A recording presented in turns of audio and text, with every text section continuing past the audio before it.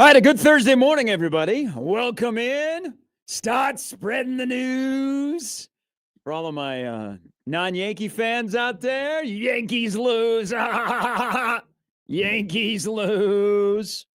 Last night, we reached 16. 16? Yeah, 16. 16 what? 16 years now since the last time that the Yankees won a World Series. Knocked out in 4 by the baby boy. By the Toronto Blue Jays. They got beat in a bullpen game at home at Yankee Stadium. And so the Yankee season is over. But you know who's playing today? The Chicago Cubs, yes, baby. At Rockus Wrigley Field. And because of the Eagles and it's because of the Eagles, the Cubs are playing at 8:08 tonight for Game 4 because the Phillies are playing the early game on the West Coast because they stayed alive last night. If you did not stay up to see that, Kyle Schwarber almost hit a ball out of Dodger Stadium. That was cool. Clayton Kershaw melted down in his appearance out of the bullpen, and the Phillies stay alive. But because of the Eagles game, because the Eagles and the Giants are playing tonight, they are not going to interfere with the viewing in Philadelphia. So the Phillies go early, then the Eagles, and then the Cubs are playing 8:08 at Rockus Wrigley Field. But the Cubs are still alive and the Yankees are done. This is a glorious day. You can tell me otherwise. It's not. It's a glorious day. I got texted from a Yankee buddy yesterday in the Surprised you didn't wear your hat today. Why? I'm a Cubs fan. Well, you could celebrate that the Yankees are no longer playing. If anything, I would have worn my Toronto Blue Jays hat. You got a Toronto Blue Jay hat? No, I don't. You should get one. I wish I did. No, they're dope. I used to have one when I was like a little kid. People buy the Blue Jay hat because it's cool. Yeah. Oh, that's they couldn't tell you like Dave Stieb, Jimmy Key, any of those. Tom, but they buy it because it's a cool hat. I think actually the ALCS will be really cool. There are 3 fun teams that are alive. Now, Seattle, Toronto would be more of a fun matchup. But imagine if you got Toronto, Detroit. They basically live next to each other. So the ALCS is going to be kind of fun. I think that it's just kind of fun that you have 3 teams that aren't necessarily like the most recognizable franchises in Major League Baseball. Like Joe Carter slander. Well, I'm not going to call Detroit Tigers have been around for a while. Yeah. No, but I mean, like, I'm talking from like a market perspective. Like, it's not like a Red Sox or a Yankee or, you know, a Houston Astro that has been, you know, everybody knows about them. Like, I like Houston. That it's just been, you know, I'm not calling them small markets. I'm not going to call Toronto a small market, but I like that it's a little niche. Well, I don't think any of them are small markets. No.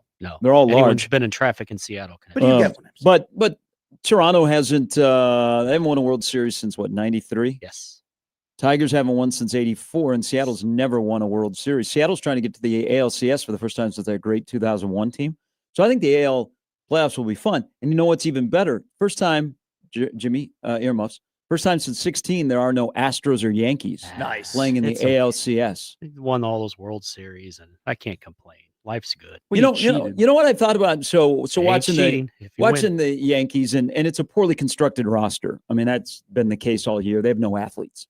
I mean, they have Judge, who had a great postseason, but does not have a World Series ring. It'll be 34 in April. But they don't have any nickel or dimers. They don't have athletes. They don't have an Ernie Clement, which, like Toronto, he's perfect to play against the Yankees. So it's a really poorly constructed roster that everybody wants Boone gone. He's got 2 years left on his contract. Look at Cashman, the way they've constructed it, and they've got to go out and they're going to spend a bunch of money again. But I think the New York Yankees are the Dallas Cowboys, and the Dallas Cowboys are the New York Yankees. The Yankees have become next year's team.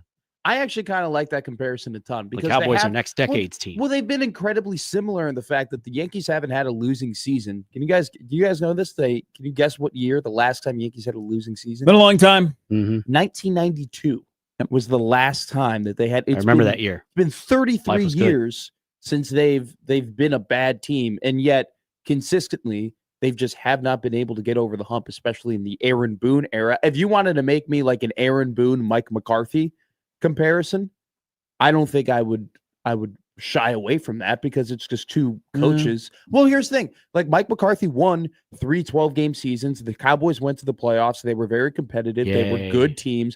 But then okay, like with his tenure with the Cowboys. I was going to say, because he's got a Super Bowl. No, I'm saying McCarthy's tenure with the Cowboys. Yeah, so say they're with the Cowboys. Tenure with the Cowboys and Boone's Participation tenure with the Yankees, they're incredibly similar in the fact that it's like, all right, we can't fire this guy because it's like during his time here, he's won a lot of games and they've been very competitive and they've been very good. And yet they get into the playoffs and it's just they crap down their leg and they just can't get over the hump. Well, here's the thing. Bottom line about the Yankees, and of course, I am no Yankee fan, but I think it'll be cool that if you're going to be in Cancun this weekend, you'll see a lot of Yankee players there. Yes. The Yankees just need to play the Twins in the postseason. Oh, how many series wins do they have over the Twins? Well, since 2003, a few. They've won 16 of 18 playoff games against the Twins. The rest of baseball, I think they're like 15 games below 500. That's incredible. Now, we'd all like to have with the Yankees' success and they're playing in the postseason. We'd all like to have the Yankees' money. But we'd also like to know that if your team is playing the day and the Yankees are not, it's a good day. It's a good day. Was it a little poetic in a way that when Austin Wells stepped up to the plate with the bases loaded in the bottom of the eighth and all of Yankee Stadium is standing up and they're like, oh, my God, this is our magical moment. We're going to have this run. Wells is going to hit the grand slam, 5-5. This place is going to go crazy. And then first pitch, he just flies out. A lazy old fly. I'm sorry. I'm not a Yankee hater. I'm not a Yankee fan. Because you got a hat. Okay. But you're a fan. But I'm not a fan. I just like the logo. Loved him some Graham Lloyd. Looks. And by the way, when I go out to bars, that Yankee hat probably looks better with most of my outfits than anything I own. Okay, it's called fashion. It's called style. Fake sports fan. I'm not a fake sports fan. I'm not the a generation. Fake sports fan at all. It is. And we got to see that's a problem. It's an R problem. We don't understand you the young look good sports in a Cubs fan hat. that tries to match their outfit with hats that have no affiliation to the team. Yes. We have affiliations to our teams. Mhm. You have affiliation to the style and the fit, and good on you. Well, yeah, when I get made fun of at work for dressing like a ragamuffin, I put on a hat that I think is going to look good. And then when I go to a place where I'm going to Somebody see people, told you dress like a ragamuffin? I just love that you use that word. Who told you a ragamuffin? Fruit on. Yeah. He was like, one day. Good word choice, Chris. He was like, it. you look homeless. And I'm like, all right, that's Wow. a little. I'm like, it's a little extensive there. But I'm saying I don't think I should have any shame for being like, oh, that's a nice San Diego Padres hat. That'd probably go well with like one of these jackets. I'm gonna pick it up. I'm gonna wear it. I'm single. That's okay. We I don't know if it is single or not. It's just that's you. I mean, that's the problem with youth these days when it comes to sports. No loyalty. They have no loyalty. All right. I have so much loyalty. You are the Shields sports fan of America. No, I am not. I have so you're. Why are you wearing an Iowa You're hat? laughing over there because you know it's not true. I know it's true. You said you were going to flip a coin. Well, to determine which team you were going to follow instead of following both. Who won, by the way? What was the result it of was that? the Bulls. We're buying NBA League Pass. So that's actually that's a good move. Yeah, I don't think I want to watch the Blackhawks that much this season after seeing them play Florida. But what I was going to say, first off, that's a money move. You know that's a money move. I don't want to buy NHL League Pass and NBA League Pass because I know I won't use it properly. So I'm buying NBA League Pass. Secondly, I'm going to follow the Blackhawks. I'm going to be aware of what they're doing. I'm going to watch maybe 8 more games this season. But I'm not going to be like, I'm not going to be like. Have you picked out the 8 games? No, I like haven't. a little mini plan. The Matt McCaskill All right, I got plan. my October done. I watched opening night in Florida. We'll see you back like, Thanksgiving week. But I'm a Northwestern. I grew up a Northwestern football fan. Hell yeah, go I don't Cats. think you've met any other of such other than me. Yeah, the only one I really know is Farron. Yeah. He likes Northwestern football, but he didn't pay attention to anything that's going on. So it's like but they beat Louisiana Monroe this past weekend. Yeah, well, we got real nervous when they gave up 7. Caleb Kamalafe is their running back. He's going to be the truth. If he doesn't transfer, he's going to be really good. But I'm just saying, my Northwestern Did football. not have that on the bingo card this morning. my Northwestern growing up fandom should prove in its own that I'm a very loyal sports fan. I'm the opposite of a bandwagon. Yeah, I know. You'd get kicked out of the family if you dropped your Northwestern allegiance. I did it. That's Rightfully so. That is a beautiful very picture you sent savvy move to do that.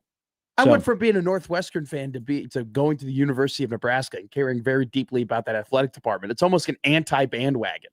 It's like the opposite. See, I don't think so. I'm on the train of being a sports fan where you don't have to go to a particular school to be a fan. Like because you didn't go to that school, you can still be a fan. I'm not on fan police, except when you're telling me that I might wear the Yankee hat because it goes well with the outfit. That is. Or you're going to drop a track and all of a sudden you're going to be a rapper. Are there any other navy blue teams you could have? That happens a lot in my era. My generation of people, they just make one song and all of a sudden they're a rapper. Okay, that's why SoundCloud is doing so well.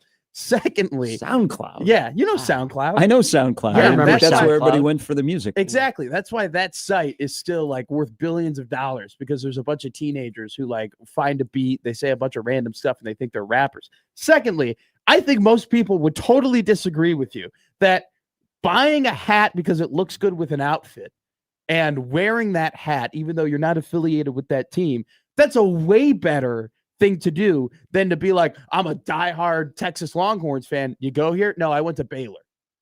Or I went to those people exist. You know, I went to this school. That's okay. I'm not saying whether or not it's okay. I don't think I'm on the bandwagon as much as you are in that regard, but I think wearing a hat because it's cool is way less egregious than abandoning your school to go and root for another school. You need a You wore a hat one day of a team, and I asked you about it, and you're like, man, just the hat, man. It's a good hat. You know what the hat. It was the Oakland A's hat. You're like, are you an A's fan? I go, no, it's cool. Okay. It goes with the black jacket I own. I knew that was coming. All right. Coming up on the show, Steve Sipple. There's some loyalty there. Sipple joined us at 9:15. Brian Edwards stops by at 9:45. So not only a good day for our Cubs yesterday, but a good day for like Gleyber Torres, Kyle Schwarber. Yeah. Javier Baez, who had 4 RBIs in the bash that happened in Detroit. Canada. And then PCA, who was acquired in the Baez trade. So yesterday was a pretty good day for the Cubs. Will it be a good day for the Cubs in another elimination game today? You said it was a good day for the Cubs, and you named 3 guys who no longer are on the Cubs. That's okay. It was a good day for Cubs. Former Cubs. Bernie Jenkins did a good job. I still singing. root for him. I still root for him. There are moments in life where you're like, wow, time's really passing me by. Seeing Gleyber Torres with a beard, and after he hit his homer, I was like, wow, like there was 10 years ago, that guy was like the most important trade piece in Chicago sports history. And now like he's grown up. Oh. He's like a man and he's hitting homers. Well, sometimes you follow a guy in college and you think, man, what if Matt Herring would have stayed healthy? Like, could he have been like the next great tight end? And he was really good. I liked him. And then you wake up the next morning and realize that he's got a daughter who is a really good volleyball player at his alma mater in Pierce, Nora Herring.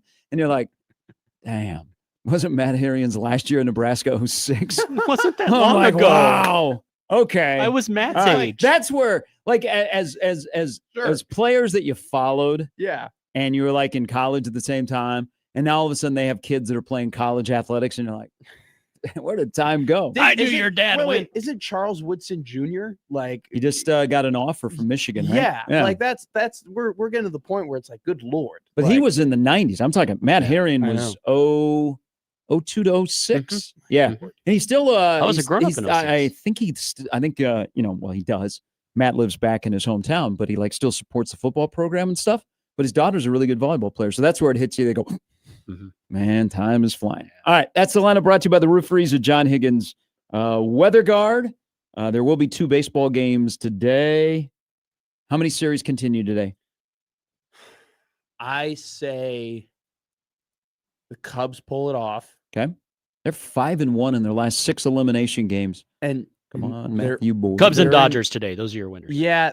So only 1 series continues. I agree with that. I think the Cubs are the only one that goes 5. And Phillies look great. I think you and I will be incredibly excited for Game 5, and we'll dress up in our big stuff, and we'll be, oh my God, they could actually make the CS. You gonna wear Cub stuff? Dress up. Well, yeah, of course. I wear Cub stuff all the time. But what happens if it doesn't match your outfit? A Brewers like, hat what are you going to do? Are you going to be like, oh, you know what? First off, I put on my clothes. I gotta go with the Diamondback cap today. The 01 version with the purple is beautiful. Because I do. The Diamondback cap is one of my favorites. Yeah. It's one of the staples. It's an American hat. I understand. It's an American Mets hat. You'd look good in a Mets hat. Any of these? No, I don't matches. Well, you don't have to go crazy at Shields, man. You'd be like, this is the greatest thing. Actually, a lot of my decorations in my apartment are from Shields. I did not know they do decorations. They do. That's very nice. But regardless, What I was going to say is I put on my clothes and then I go, what hat will go with the clothes that I wear? I don't put on the hat and then go, oh, what would go around California the hat? Angels. If you would like, Let's go. Seriously. Be like, all right, today I'm an Throwback. Expo. Throwback. Today I'm an Expo fan. You know what? I'm going to support Canada. Tomorrow I'll wear my Blue Jay hat. I have an Sunday I'll wear Expos my hat. Expo hat. I have an Expos hat. I've You know worn what? it once. While I'm wearing my Bryant Reeves Big Country Vancouver Grizzly jersey. Not Memphis. Vancouver. I wore my Dexter Fowler jersey here for Big Red Overreaction. All right. I know. I can't believe this has turned into you doubting me being a Cub Like fan. Rockies. I've never doubted you Fowler? being a Cub fan, but you dabble with some teams that are rivals of the Cubs. That's because of the not hat. true. That's Because of the not hat. true at all. You don't think the Yankees are a rival of the Cubs? No, they're not. No, God, no. When was Hated the last time rivals. we played Hated. a meaningful series against the New York Yankees? Back in the 20s? That I went there in 2016. Mhm. Be better, Yankees. Actually, the Cubs have Gone to it. they've won a World Series more recently than the New York Yankees. How about that? Yeah. All right. Sip and Brian Edwards will join us a little bit later on this Thursday edition of Gary and Matt. Welcome in, everybody. Before we talk about the Nebraska-Maryland game coming up on Saturday, so I am all dialed in on one particular game this weekend in college football, and can you guess which one it is? USC, Michigan. Jimmy, you got a guess? Indiana, Oregon. No. But those are really good choices. Thank you. Because I'm going to I have really gone over the edge here halfway through the college football season. I am full on sicko stuff. Okay. I wondered openly last night why Malachi Nelson at UTEP is not better. Remember how highly ranked he was coming out of college? Yeah. So he's at UTEP. UTEP's offense is a little bit bleak. Spent last night watching Conference USA football wondering, Missouri State is now in Conference USA. Mm-hmm. I remember back in the day when Terry Allen was the head coach at Missouri State, and they were in the Missouri Valley. Now they're in the Conference USA. And they were SMS. So, dialed in. I can't believe you watched that game yesterday. I can't. I Well- put it on for a little bit. Well, So I watched quite a, I Love me was some bouncing summer. around. I watched all the sports last night. Wow. I watched Asia Wilson, who is the GOAT. Okay. We live in a world where goats are playing right now, and we just keep feeding the ball to Asia Wilson. And she had a monster night for Las Vegas, and they're on the cusp of winning another WNBA championship. So then I watched preseason basketball because the Beam team beat Toronto last night. Don't know if you guys stayed up to watch that or not. Okay. A little bit rough fourth quarter, but they found a way to win. Okay, first preseason game of the year. We got a new floor Oh, at how the does it look? G1 at the G1C. Look good. Looks pretty good. Then watch hockey because I was late night guy last night. I like Jack Eichel. Jack Eichel had a great day yesterday. His team lost in a shootout to the Kings, but Eichel got paid 8 years, 108 million, and then he was involved in 4 of the 5 goals scored by the Golden Knights. And then I watched baseball, of course, and then I was watching college football because I just think I'm going to go all in on Conference USA for at least a day. Okay. Also, it is my goal. Because this is now day 2 of 7 straight weeks of football every day. So I'm going to watch a football game, at least a couple of possessions every day for the next 49 days? That's a 48 great days? goal we should all aspire Yeah. to. So I watched all the sports I'll last join night that. because I have to prepare for my Sickos game this weekend. Is I it? dialed it in. I listened to 4 minutes of a podcast about this game. Is it on a Saturday? It is on a Saturday. Okay. Oklahoma State, Houston. No. That is not the case. No. Love me some This- Willie Okay, I'm just going to Fritz, cut to it. Wait. Can I guess? Can I have one guess? Yeah, I've already mentioned it this week. You did. Is it Kent? Is it App State, Georgia State? No, it is UMass, who has lost 16 in a row to an That's FBS school, right. and Kent State, who has lost 26 in a row to an FBS school. They happen to play this Saturday. Game day. That's the should have game that you gone said there. the game day should Yes, be at. I totally forgot about that. So, but while that game will be sicko, and before we talk any more about Maryland, Nebraska 2025, have we fully digested how awful the last time Nebraska and Maryland played each other in 2023 was? How just unbelievably bad that football game was. I was calling a basketball game, so thankfully I didn't have to watch that. That was one of the worst. And then games I've overreaction watched. was a gong show afterwards because we had some issues. And Well, yes, but it was, I remember, so Nebraska, that was going to be, all right, back home, Going to win the 6th game. Rule's first year, going to go to a bowl game. Maryland turned the ball over in the 3rd quarter. And what did Nebraska do? 3 in the 4th quarter. Last pass. They used 3 quarterbacks in that there game.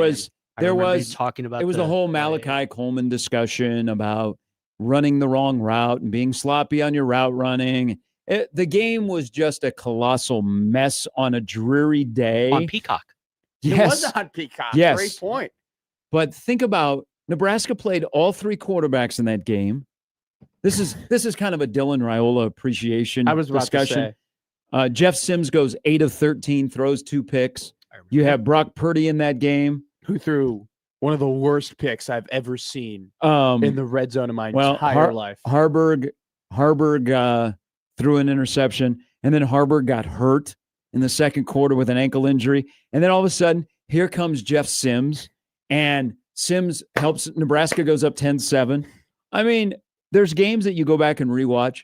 I would like to meet in person anybody that has watched this more than twice. Because it doesn't work for Nebraska. The game was everything you would want it to be when it's a game between 2 500 teams on the 2nd weekend in November in 2023. Do you know what play gets lost in that game? It's all one of them. It's one. No, there was one play that was incredible.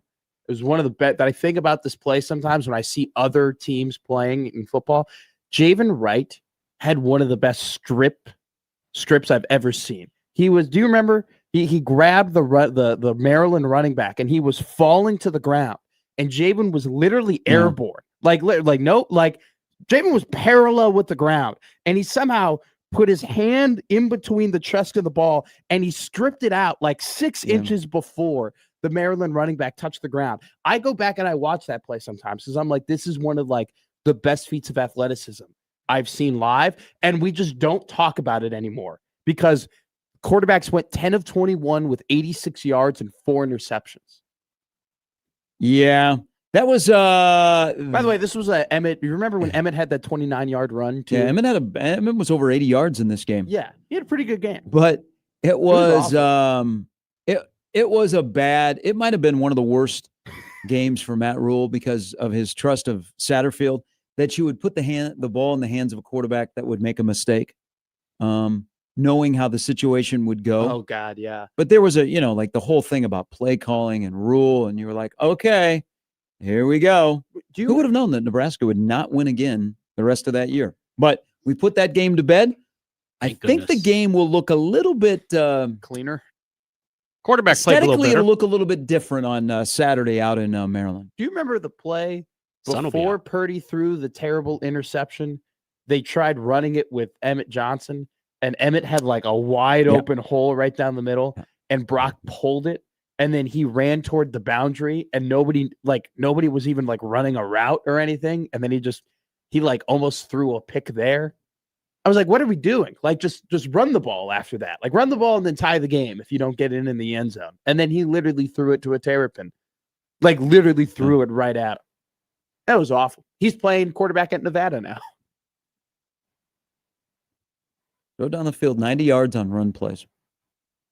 Okay. And then Maryland turns around and they get all the way down to what do they get, about the 19-yard line? They ran the clock down and then they came in and kicked the game-winning field goal. Yeah. All right, so we put that game to bed. Oh. Who would have thought that the next week Nebraska could go to Madison and almost win that game? All right. We're Brock Purdy. Welcome. 2025, much different. Nebraska's 6.5-point favorite for the game at 2:30 on Saturday. We'll be on the air. Big Red Overreaction right after. The OGs will be on the show. Yes. Malone appearance. Like Berman doing a little bit Sports better. Record's a little bit better. I broke I had done like 18 straight losing Big Red Overreactions. Crazy. Last year, I think I was like 500. Okay. So do what you will with that if you are gambling on this game. Take into account that somebody a long way away from the stadium is hosting a call-in show afterwards.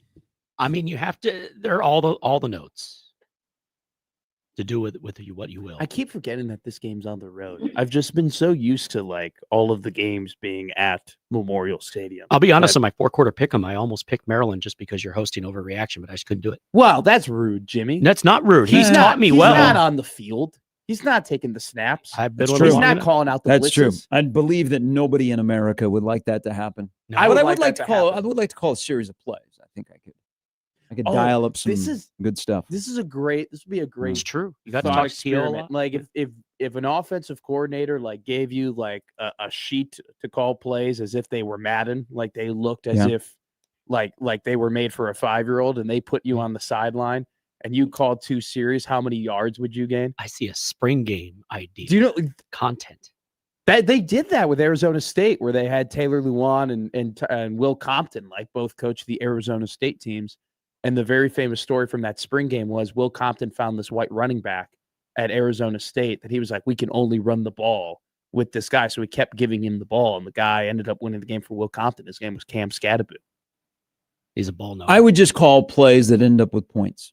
That's all I would call as the offensive coordinator. Why are they running the option? Is this like your roulette strategy where you just pick the number that's going to be landed on?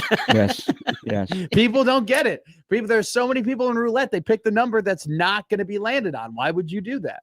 All right. Off and running, we'll discuss how long it took for Bill Belichick to come up with the 12 words that were put out at 8:40 last night in a statement. That tells me that everything's going well at North Carolina. And I'm being serious. Statement at 8:40 with 12 words that he probably chewed on the entire day to get out there of a release statement by both Bill Belichick and the athletic director of North Carolina. Good thing they don't play this weekend. Can you imagine that? No, I couldn't. They go to Berkeley next week. That'll be fun. But Bill is committed to the program, and we're committed to watching this thing go boop, boop, boop. It's Gary and Matt with Jimmy. Sip's coming up a little bit later before he departs for Maryland. Remember, the team leaves today. So if you got business to do in Lincoln, just keep that in mind. Why would you keep that in mind? They're not going to be there. You're going to show up at their house, and they're not going to be there. No, they're just going to take a police escort and get on the private plane and go to college. Yeah, but what if you got to do business with them, and you show up and you knock on the Legacy complex, and nobody answers?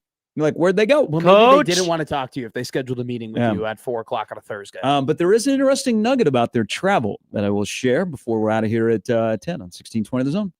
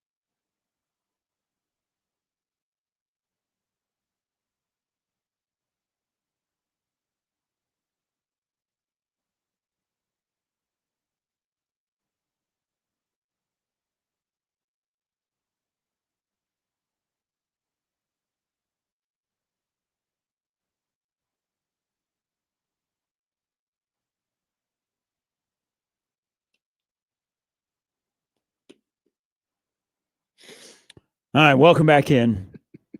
This is why I want to give them money. This is why you don't just get rid of your AOL account. Just I don't have an stop it. AOL account. I'm paying a bill. That has nothing to do with AOL. Oh, I thought you said the AOL account, like you only have an AOL account because you pay one bill off of the AOL account. No. And I thought that this might have been the bill. No, that's not the issue. I don't pay. No. Oh, okay. We talked about you owning an AOL account, though. I do, but that has nothing to do with paying a bill. Oh, okay. You just own it to own it?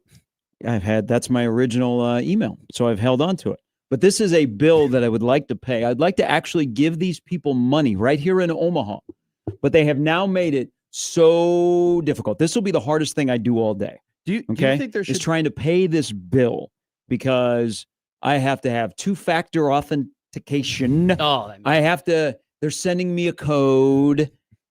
Do you have to find crosswalks? I've been paying this bill for 12 years. It keeps the lights on in my house. I just want to pay the bill, but you've made it so difficult that I might, you know what? I might sacrifice my good credit score and not pay it this month out of spite. Did you have to click I'm a robot or I'm not a robot? No, I haven't gotten to that point yet. My payment got declined.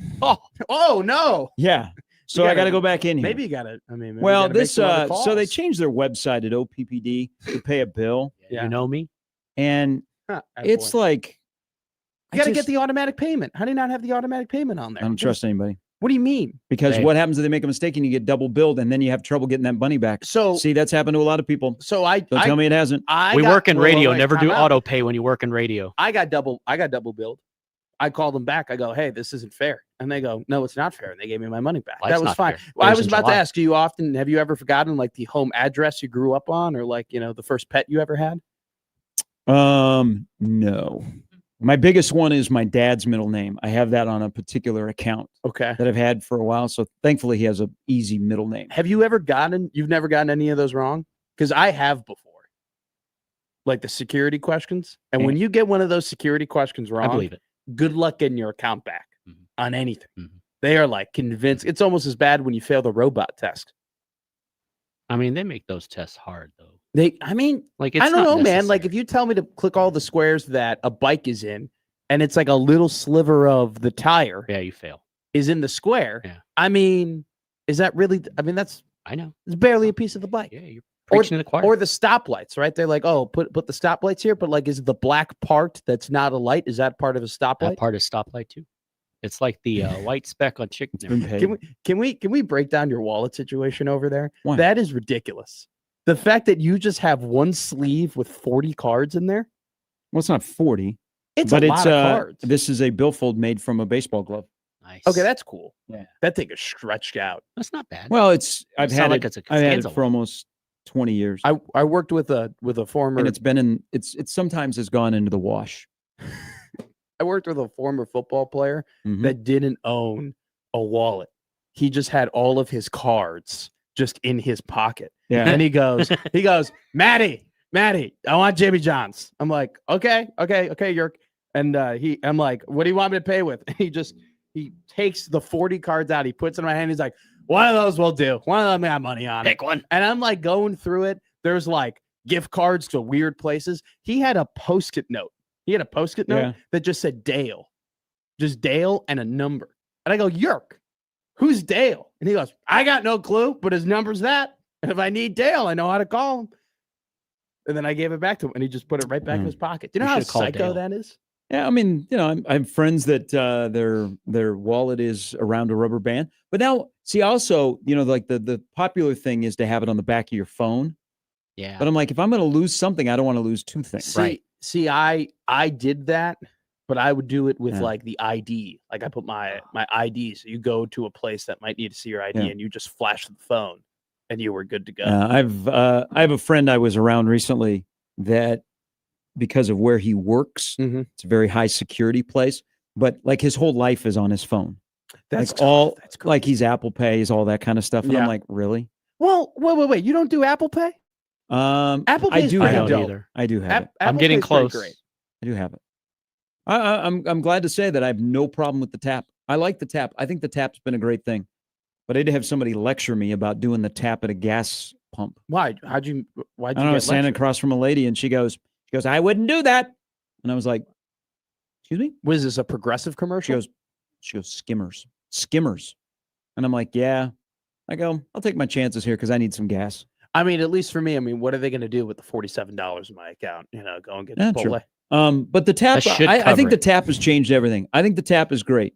The tap is convenient. The tap makes that guy at Quick Trip or gal behind the counter at Quick Trip very, very happy because it's just a tap. Okay, it's not a slide. It's not a hand you the card and then you put it in. It's just a tap. And most people by now know to do the tap. Well, they got mad at me at the Come and Go because I tried doing the insert at the gas station. And they were like, sir, what are you? Like, they were like, how about you tap? Because I got a new credit card and the credit card doesn't have the 3 lines. It has the 3 lines. It tells you where you need to tap it. It didn't have the 3 lines. So I thought it wasn't a tap card. I thought it was an insert card. And I literally got like scolded for inserting and it didn't work. And they were like, You know a place that does not have the tap, which is very surprising? Walmart. Really? That's true. You go to Walmart. It's annoying. I'm a frequent visitor to my Walmart that had a police incident in the parking lot the other night. Again? Yeah, and we'd gone like a week. They once had a dude with a machete at that Walmart. No, I know. I've heard of said Walmart. That's not a long time. That's a little concerning. That's kind of a danger zone.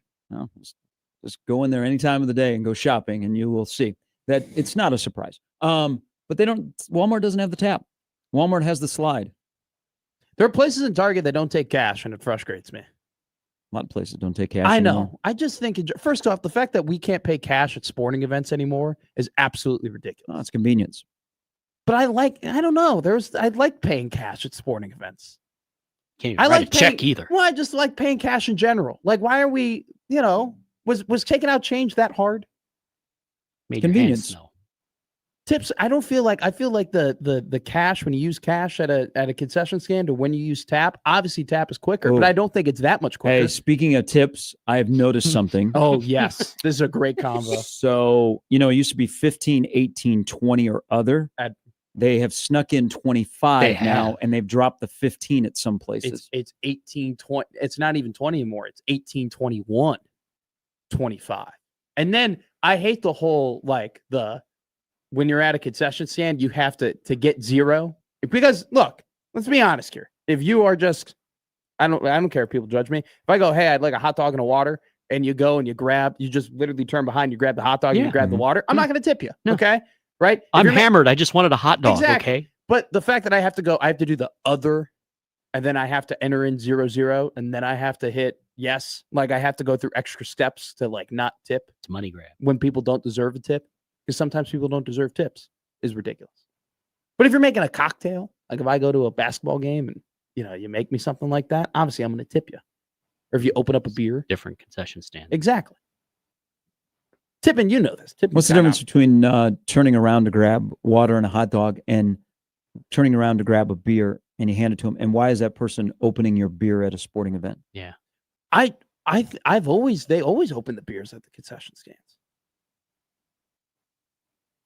I've everywhere I go, they take the little thing, they crack open the beer.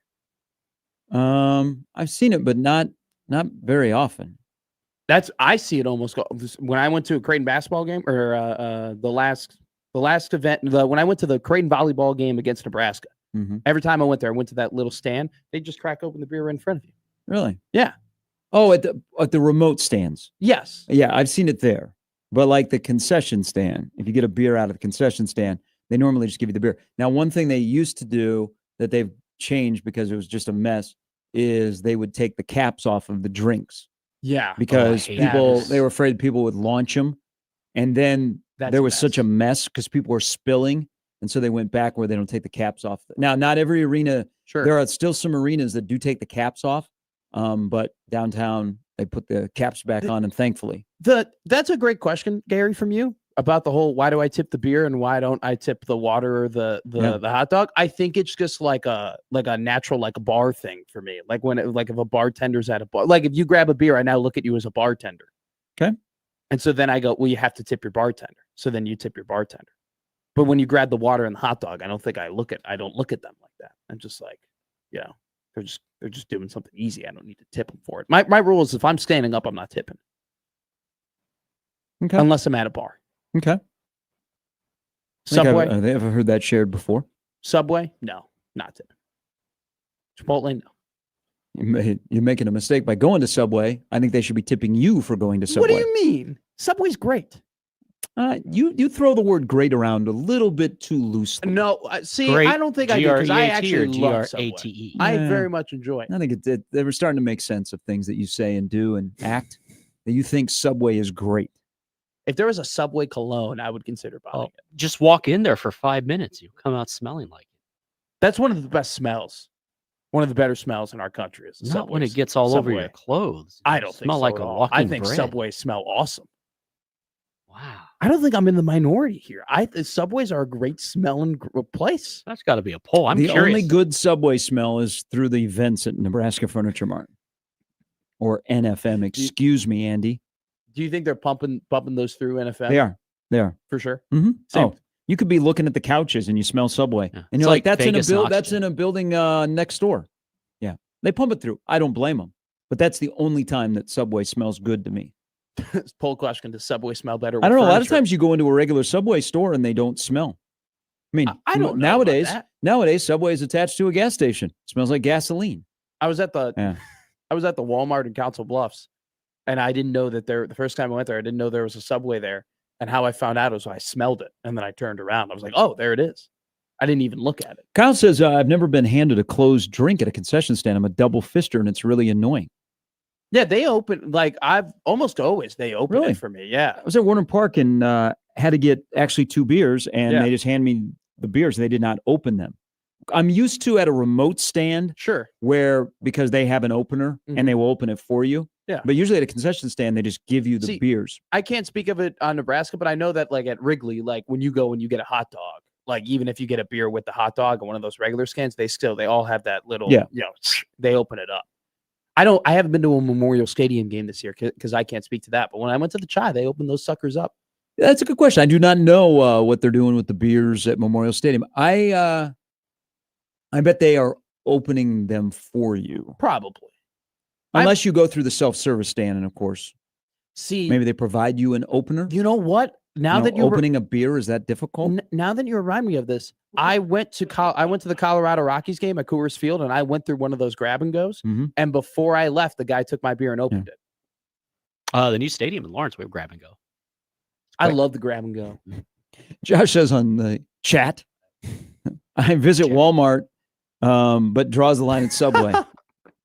That's a great point. You go to a dangerous Walmart. There was a guy with a machete, and you just said that people once a week get arrested. And it wasn't there. Danny Trejo either. You know, the thing about that machete incident at that Walmart, is like people just kept checking out. Yeah. Like there was a family who was checking out a self-service, and it was clear that the dude had a machete, and they just kept scanning. And just like, okay, it's another day at this Walmart. Excuse me, sir. I find it. I actually I'm a fan of Walmart. So it's convenient to me, and I go in there, and Ryan is a Packers fan. He mans one of the doors. Okay. Now, he doesn't ever check anybody coming and going. He just stands there. But maybe that's what he's asked to do because you don't want to confront anybody. And, I don't think Ryan's – if people go to that Walmart on 72nd, Ryan, he's a big Packer fan. Sure. But I don't think he's like stopping anybody from shoplifting. You leave that to the OPD. You think that Ryan was like that one security guard at the Waste Management Open where he was like, barely did the scan. I'm surprised you're not like is this an insult? I'm surprised you're not like a Trader Joe's guy or something. I go everywhere. I'm a Hy-Vee, Aldi, Walmart, Trader Joe's. That's true. I Whole learned that Foods. in our first Zoom that we ever you don't have to, I'm a all given. You're not loyal to one store?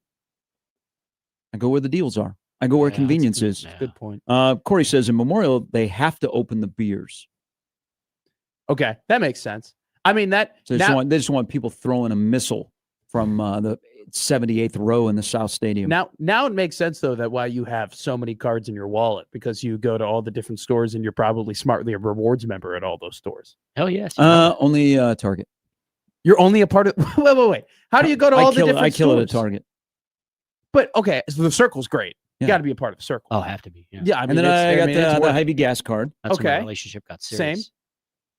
But then if you go to like Aldi and all those places, you should get the cards there too. If you're Baker's, going to I have a Dylan's card from Kansas. See, I got what's that place on it's by a bar called Blondie's. It was like some very random grocery store. I got a rewards card there so I can get part off on like my first purchase. but I don't think I'll ever frequent there ever again and grocery shop. Double shot. I have a card. Shouldn't go to Cubby's downtown to shop, like for your weekly shopping. No, I You go to Cubby's. Like this would be like the greatest day is to go to my Walmart and then start the day in my Walmart and then finish my night downtown at the old market Cubby's. That's very first off, that being your greatest day ever. I think you have if you know, days in your life. I don't know. If you love people, that would be the most people day in Omaha that I could find. Would be to start my day at the Walmart and to finish my day at Cubby's downtown. You don't have a Walmart card? They don't have a card. Do they not have a rewards card for Walmart? No. We actually were talking about this at home the other day. See, I only go there on Sundays. I wouldn't know that. They don't. Why do you not have a rewards card for Walmart? I don't run Walmart. I wouldn't be working in radio if I ran Walmart. Yeah, you'd be, giving the Arkansas Razorbacks a ton of money. Yeah. All right, we'll dive into some football. Just Fletch, great movie. I believe it's the law that drinks have to be open. Ooh, they are violating the law at Warner Park. Then I'll remind them next time. Marty, I bartended a lot of years, but I remember being told at one point. Okay. Yeah. That's why when you told me that like open beer, I was a little surprised. I thought that was standard. So Bruin Steve says potentially related to open container laws and ensuring you don't leave the establishment with an open container. That makes sense. I've always had the beer or other sealed alcohol opened at the bar. I think it's probably for the reason you said though at Memorial, like those beers literally become weapons if you hawk them from far and high enough. If you got a former Nebraska quarterback up there shooting them. Well, it depends on which one it is. All right. Do the power ranking of most likely to least likely. Was the Maryland game in 23 the game that we really liked, Jeff Sims? No. That was the game where... Did you see him run? Okay, but that was the game... Did you see him run? I'll never forget, though, saying to my dad, like, all right, this is his chance. Like, he's been on the bench. He's taking his bumps. A great point. It could have been. He's been rested. Like, maybe, he's healthy after the Colorado injury. Maybe he's learned from his mistakes. Well, what happened? First drive, pick. It was brutal. By the way, what happened to Tua's brother? Because Tua's brother was in that game. Talia Tagovailoa. He was supposed to get drafted and never did. But I'm pretty sure he's like one of the highest passing yards in the history of the Big Ten or something. We'll be playing in Columbus in the UFL in the spring. I'll check. All right. Hour number 2 is coming up after this.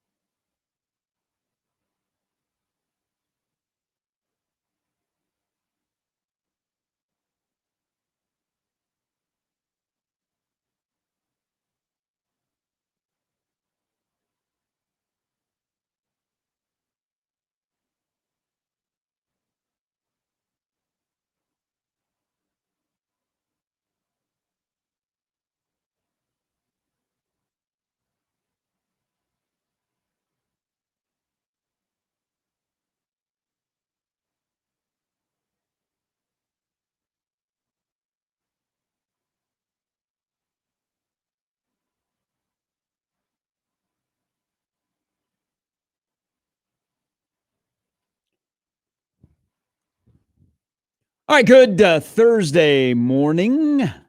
You guys surprised when you saw the release of a statement by North Carolina last night that it was not, and a very bizarre day at Chapel Bill, that there was not an attachment to like the NIL fund at North Carolina? Don't they have a really good NIL fund? Wasn't that for part basketball. of the deal? Wasn't that a part of his? Didn't he have like a 400-page dossier, which was like, hey, you have to do this, this, and this in order for this to work out for me? And then, and a part of that was the NIL package. Yeah. Then nothing to see here, by the way. Nothing to see with the release at 8:40, 5 games into the season. So nothing to see. Everything is fine at North Carolina. I wonder where the booster that wanted Belichick hired over the wishes of the athletic director is right now. Do you think that's got to be such a tough spot if you were like one of the 4 dudes who was really banging on the table for Bill Belichick to be the coach of North Carolina, and this happens, and then you see all your other boosters just walk by you and be like, "Good job, John. Way to go, Mike. Guys really made the Tar Heels look good. Way to get that one over the finish line." I hope that booster gives a lot of money to North Carolina when Belichick is gone, because if he didn't see the last 5 years in New England and said, hey, this is going to work in college with a guy that has no connections and no relationship with players and doesn't want to have a relationship with players, thinking, hey, this is going to work out, I wonder where you are. I'm sorry, here's a check. I mean, the athletic director at the end of the day had to sign off on it, but it's not like people looked at this and go, oh, man, a 73-year-old guy, I bet this is going to work. Well, I bet this is, you know what? I bet this is going to be Al Groh. I'm not gonna do revisionist history here and act like I didn't think that this would be. I didn't think that they would win the college football playoff, but I'm pretty sure I was on record saying that eventually they would win 8 games at some point in the tenure. You said of they'd Bill be Belichick. competent. Yes, which is fair. I thought they'd be competent. They are not. No, they are the very opposite of competent. I saw them playing against Clemson this week. And I was like, it is incredible how slow that team is. Like, they are the slowest college football team. I've one of the slowest college football. Well, we should have known in the first game, the first game, and then to this past weekend against Clemson. If you watch their sidelines, like, he looks like he's checked out. And that's too bad. I mean, he's one of the greatest football coaches of all time. But you know what? Enjoy your time at North Carolina. There's nothing to see here. I'm sure it'll be okay. And they play at Cal next Friday night, and a lot of people will watch. Doesn't almost that 12-word statement being like, hey, we're committed, and hey, the athletic department supports Bill Belichick, doesn't that make it even worse in a way? Where it's like, well, the fact that they even have to come out and like address that everything is okay and that there's all these rumors. Everything is fine. Everything is fine. You do that normally. Like Nebraska gets beat this weekend. I'm sure that Dannon will put something out. It's okay. 6 games into year 3. It's okay. Everybody, just remember 1890. If something's that's normal. That's normal stuff these days. If something's a good situation, I feel like you should never have to say it's a good situation.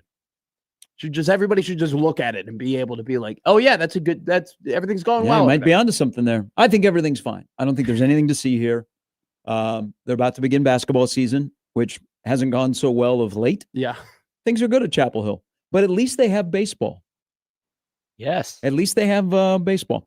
And at least maybe one day we will get leaked footage of the Hulu documentary that they were going to do, because that would be appropriate.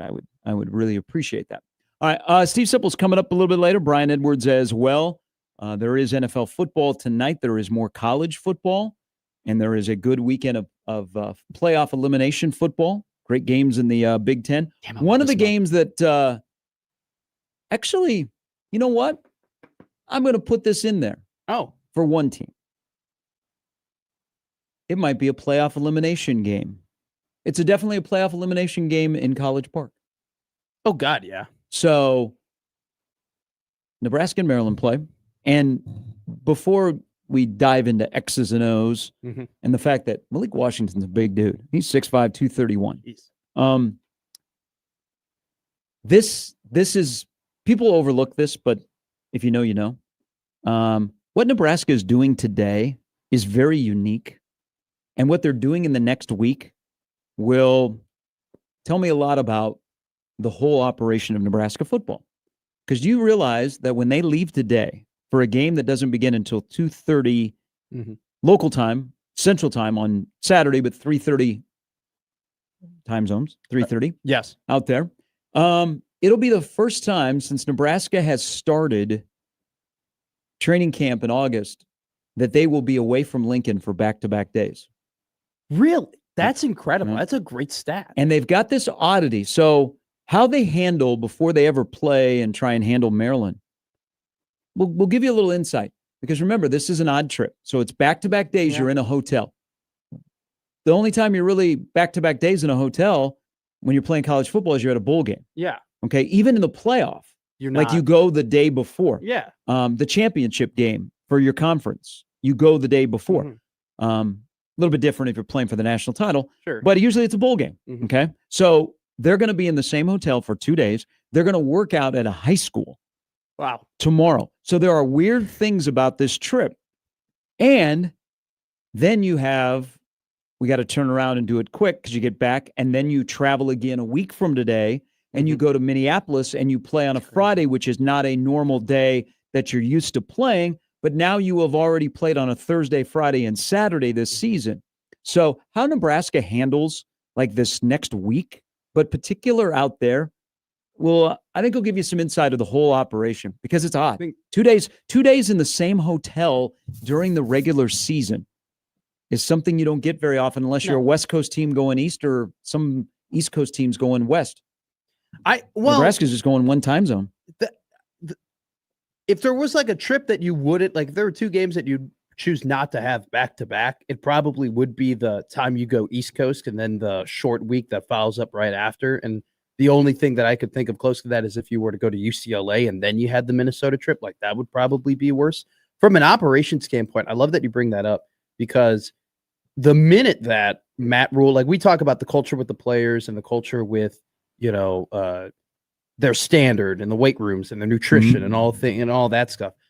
Also, as well, like the minute Matt Rule got to Nebraska, a culture was set with like that operations department. Like that operations department has always been pushed very hard and expected a lot of. And like even dating back to like the summer camps they would do and the satellite camps they would do and the scouting camps they would do and the kids camp and the flag football camps they do. Like they had the girls flag football camp. Like that operations department has always been asked to do a ton. And they've always, and I'm not going to speak as if they've always stepped up to the mark, but we've always heard a lot of praise for the people within that operations department. So I think in a way, the fact that they've had a ton on their plate the last couple of years, and they've had a lot of practice of like running around and doing all these different things, and it definitely makes them more equipped for doing something that's pretty Herculean, Yeah, I mean, I wouldn't say Herculean. I think it's the normalcy of running a Fortune 500 company that is a college football program. I'm just saying, I'm looking at it more from the standpoint of if you're a player, it's just very odd. Like players, athletes get into a routine, whether you be a pro player, a college player, even high school, you get into a routine. Okay, I'm supposed to play on Friday nights. I'm supposed to play on Saturday. I'm supposed to play on Sunday. Okay, now I'm going to London. Like you are so used to a routine that sometimes when it's disrupted, you don't know how to react. And this for college football players is a little bit different. I expect Nebraska is actually, and Rule has alluded to this, and we all know because we know where we live. Nebraska is an ideal spot in the expanded Big Ten. You're right in the middle of the country. So you're only going one time zone. Yeah. You're going 2 time zones. So it's not as drastic as going from Penn State to UCLA or from Eugene to Penn State. But how players handle this may give us some insight into how Nebraska handles travel moving forward. But no complaining about travel. We're not going to complain about this week. Okay. That's been on the schedule for a long time. Nebraska thought they were going to play an 11 a.m. game. The Big Ten had told them back in the spring, not playing an 11 a.m. game. It's at 2:30. So no complaining about travel. But I think if Nebraska handles this well, and you're like, you know what, guys, it's different. We're okay. We didn't look any different. Then I'm like, okay, all right, that's a good sign. That's one of those, like, for me, maybe not for you, little bit of a subtle, okay, I see some things behind the scenes that they got guys in the right headspace. And also they have some pretty good leadership that they're not going to sit there and moan and complain that, oh man, we got to leave on a Thursday and we don't play till 2:30, 3:30 local time on Saturday. It's not like you wake up and go play. Sure. Yeah. And I'm sure they'll have some activities for them to do so they're not sitting They'll around have some games. They'll play horseshoes. They'll play, Domino's, something like that. I'm sure. You bring that up though. I totally agree with you because it's like, especially in college football, right? Like in the NFL, it's different. I don't think we talk about traveling in the NFL as much just because it's like a lot of these guys have been doing it for so long. And Chris Jones has been on how many road trips? Travis Kelce's been on how many road trips? It's almost as if like they've created routines. Where with some of these guys who are starting for the first time or playing for the first time, or they're on the travel roster for the first time, like they have to find a routine. They have to, things are different. You're not comfortable at home. You're not, only 5 minutes away from the stadium. You can't just drive yourself there. You have to be on time to this place. And I'm sure there are different protocols and schedules that they have that like they have to get used to.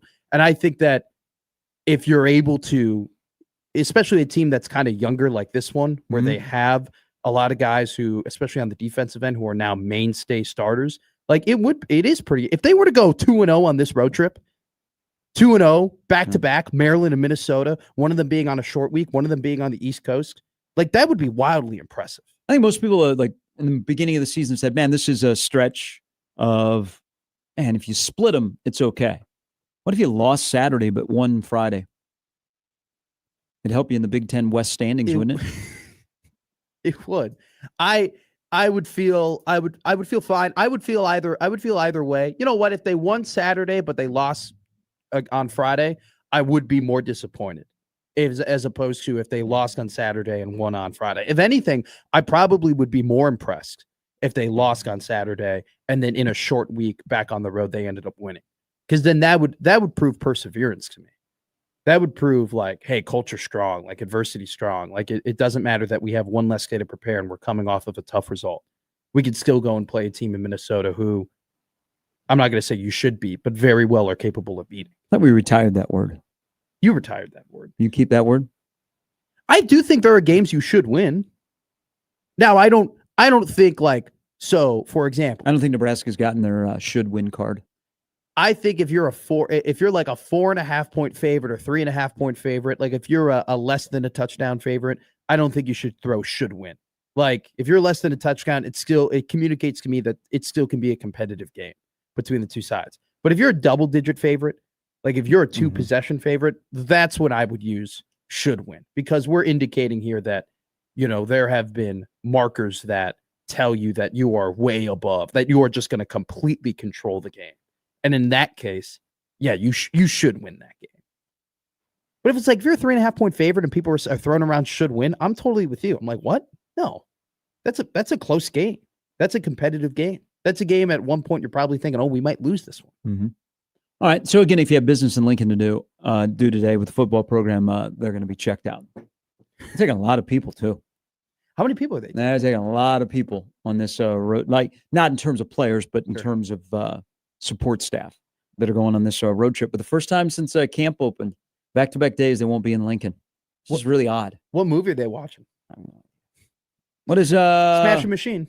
That's probably an option. What is anything else good that is out? One Battle After Another. Sure. But what do you don't just go into a ballroom and stream something. Watch the paper. That's what probably college football kids want to watch, right? No. First off, One Battle After Another is a 98% on Rotten Tomatoes. Oh, One Battle After Another is being like, I can't tell you anything about that movie. Has it been previewed?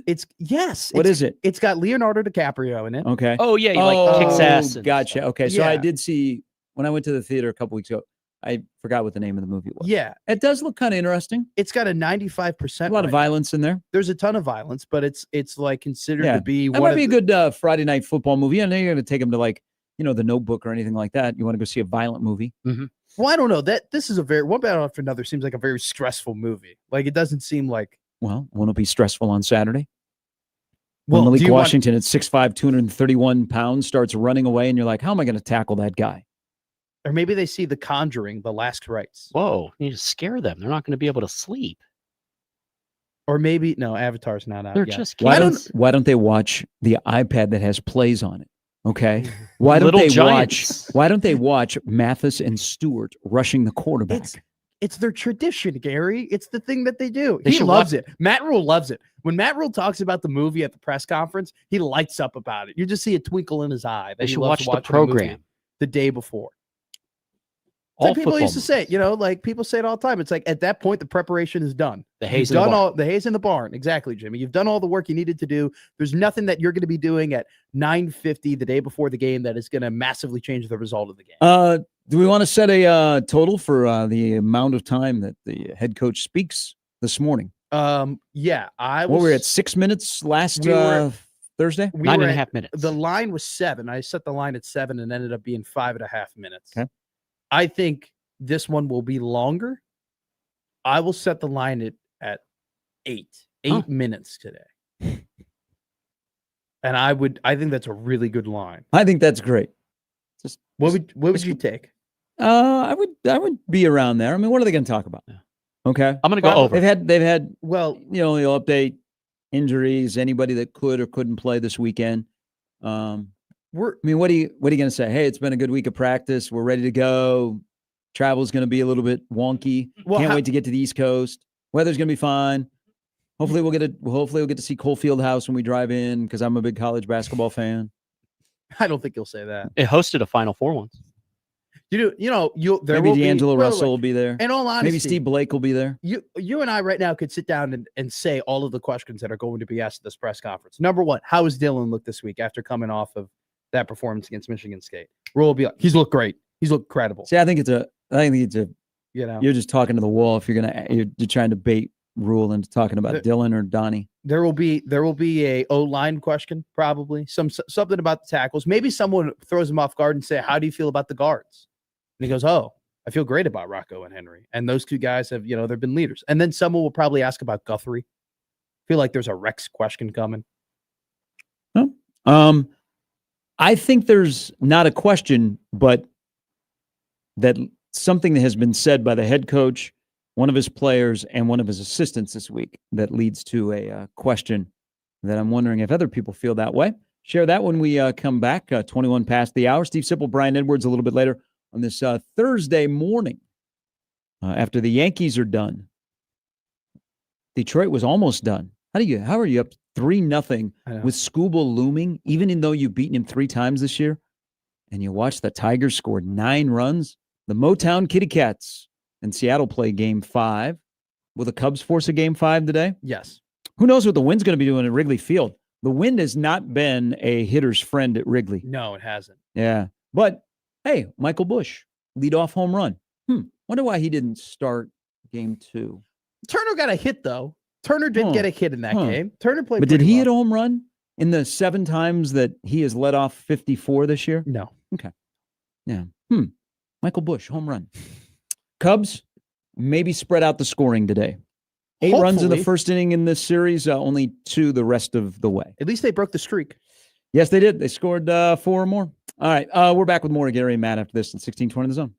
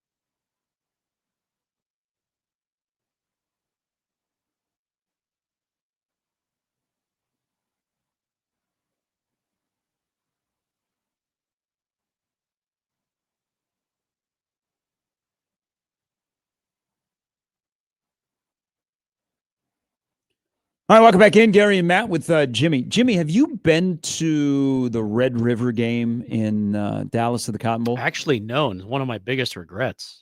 I've been to a lot of sporting events, but yeah, never that one. Is that a bucket list item for a lot of college football fans? Is a trip to the Texas State Fair? It should be. I always used to say in college it was on my bucket list to call that game. Dad would never go because he hated people. That's where I got it from. So he didn't want to deal with the state fair and all the nonsense that goes. But it's a football game.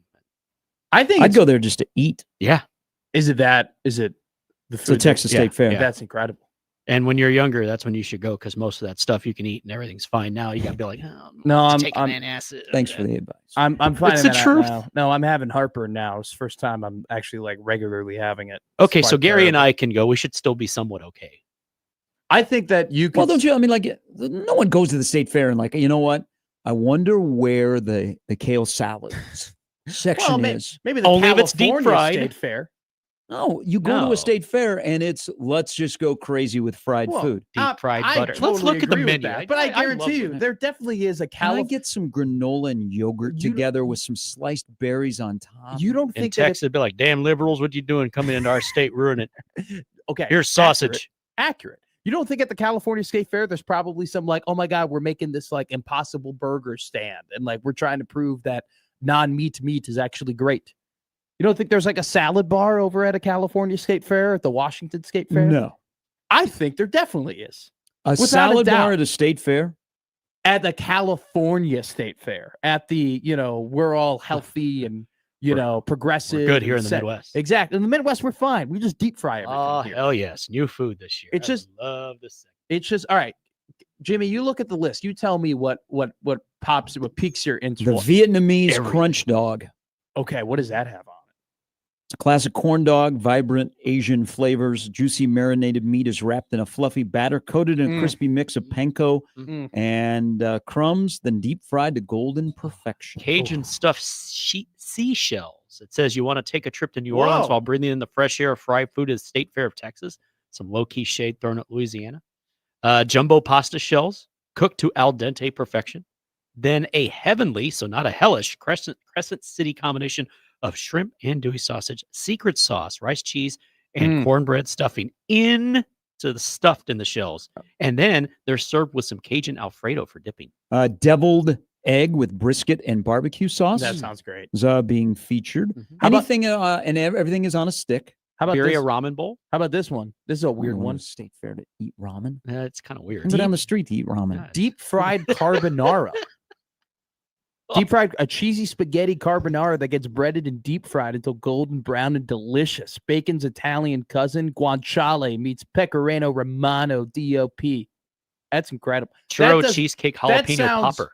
They describe that way better than what that actually would taste like. I mean, Mm. I feel like it'd be. Oh, lobster three ways. That sounds great. Cajun stuffed seashells. That's great. All right.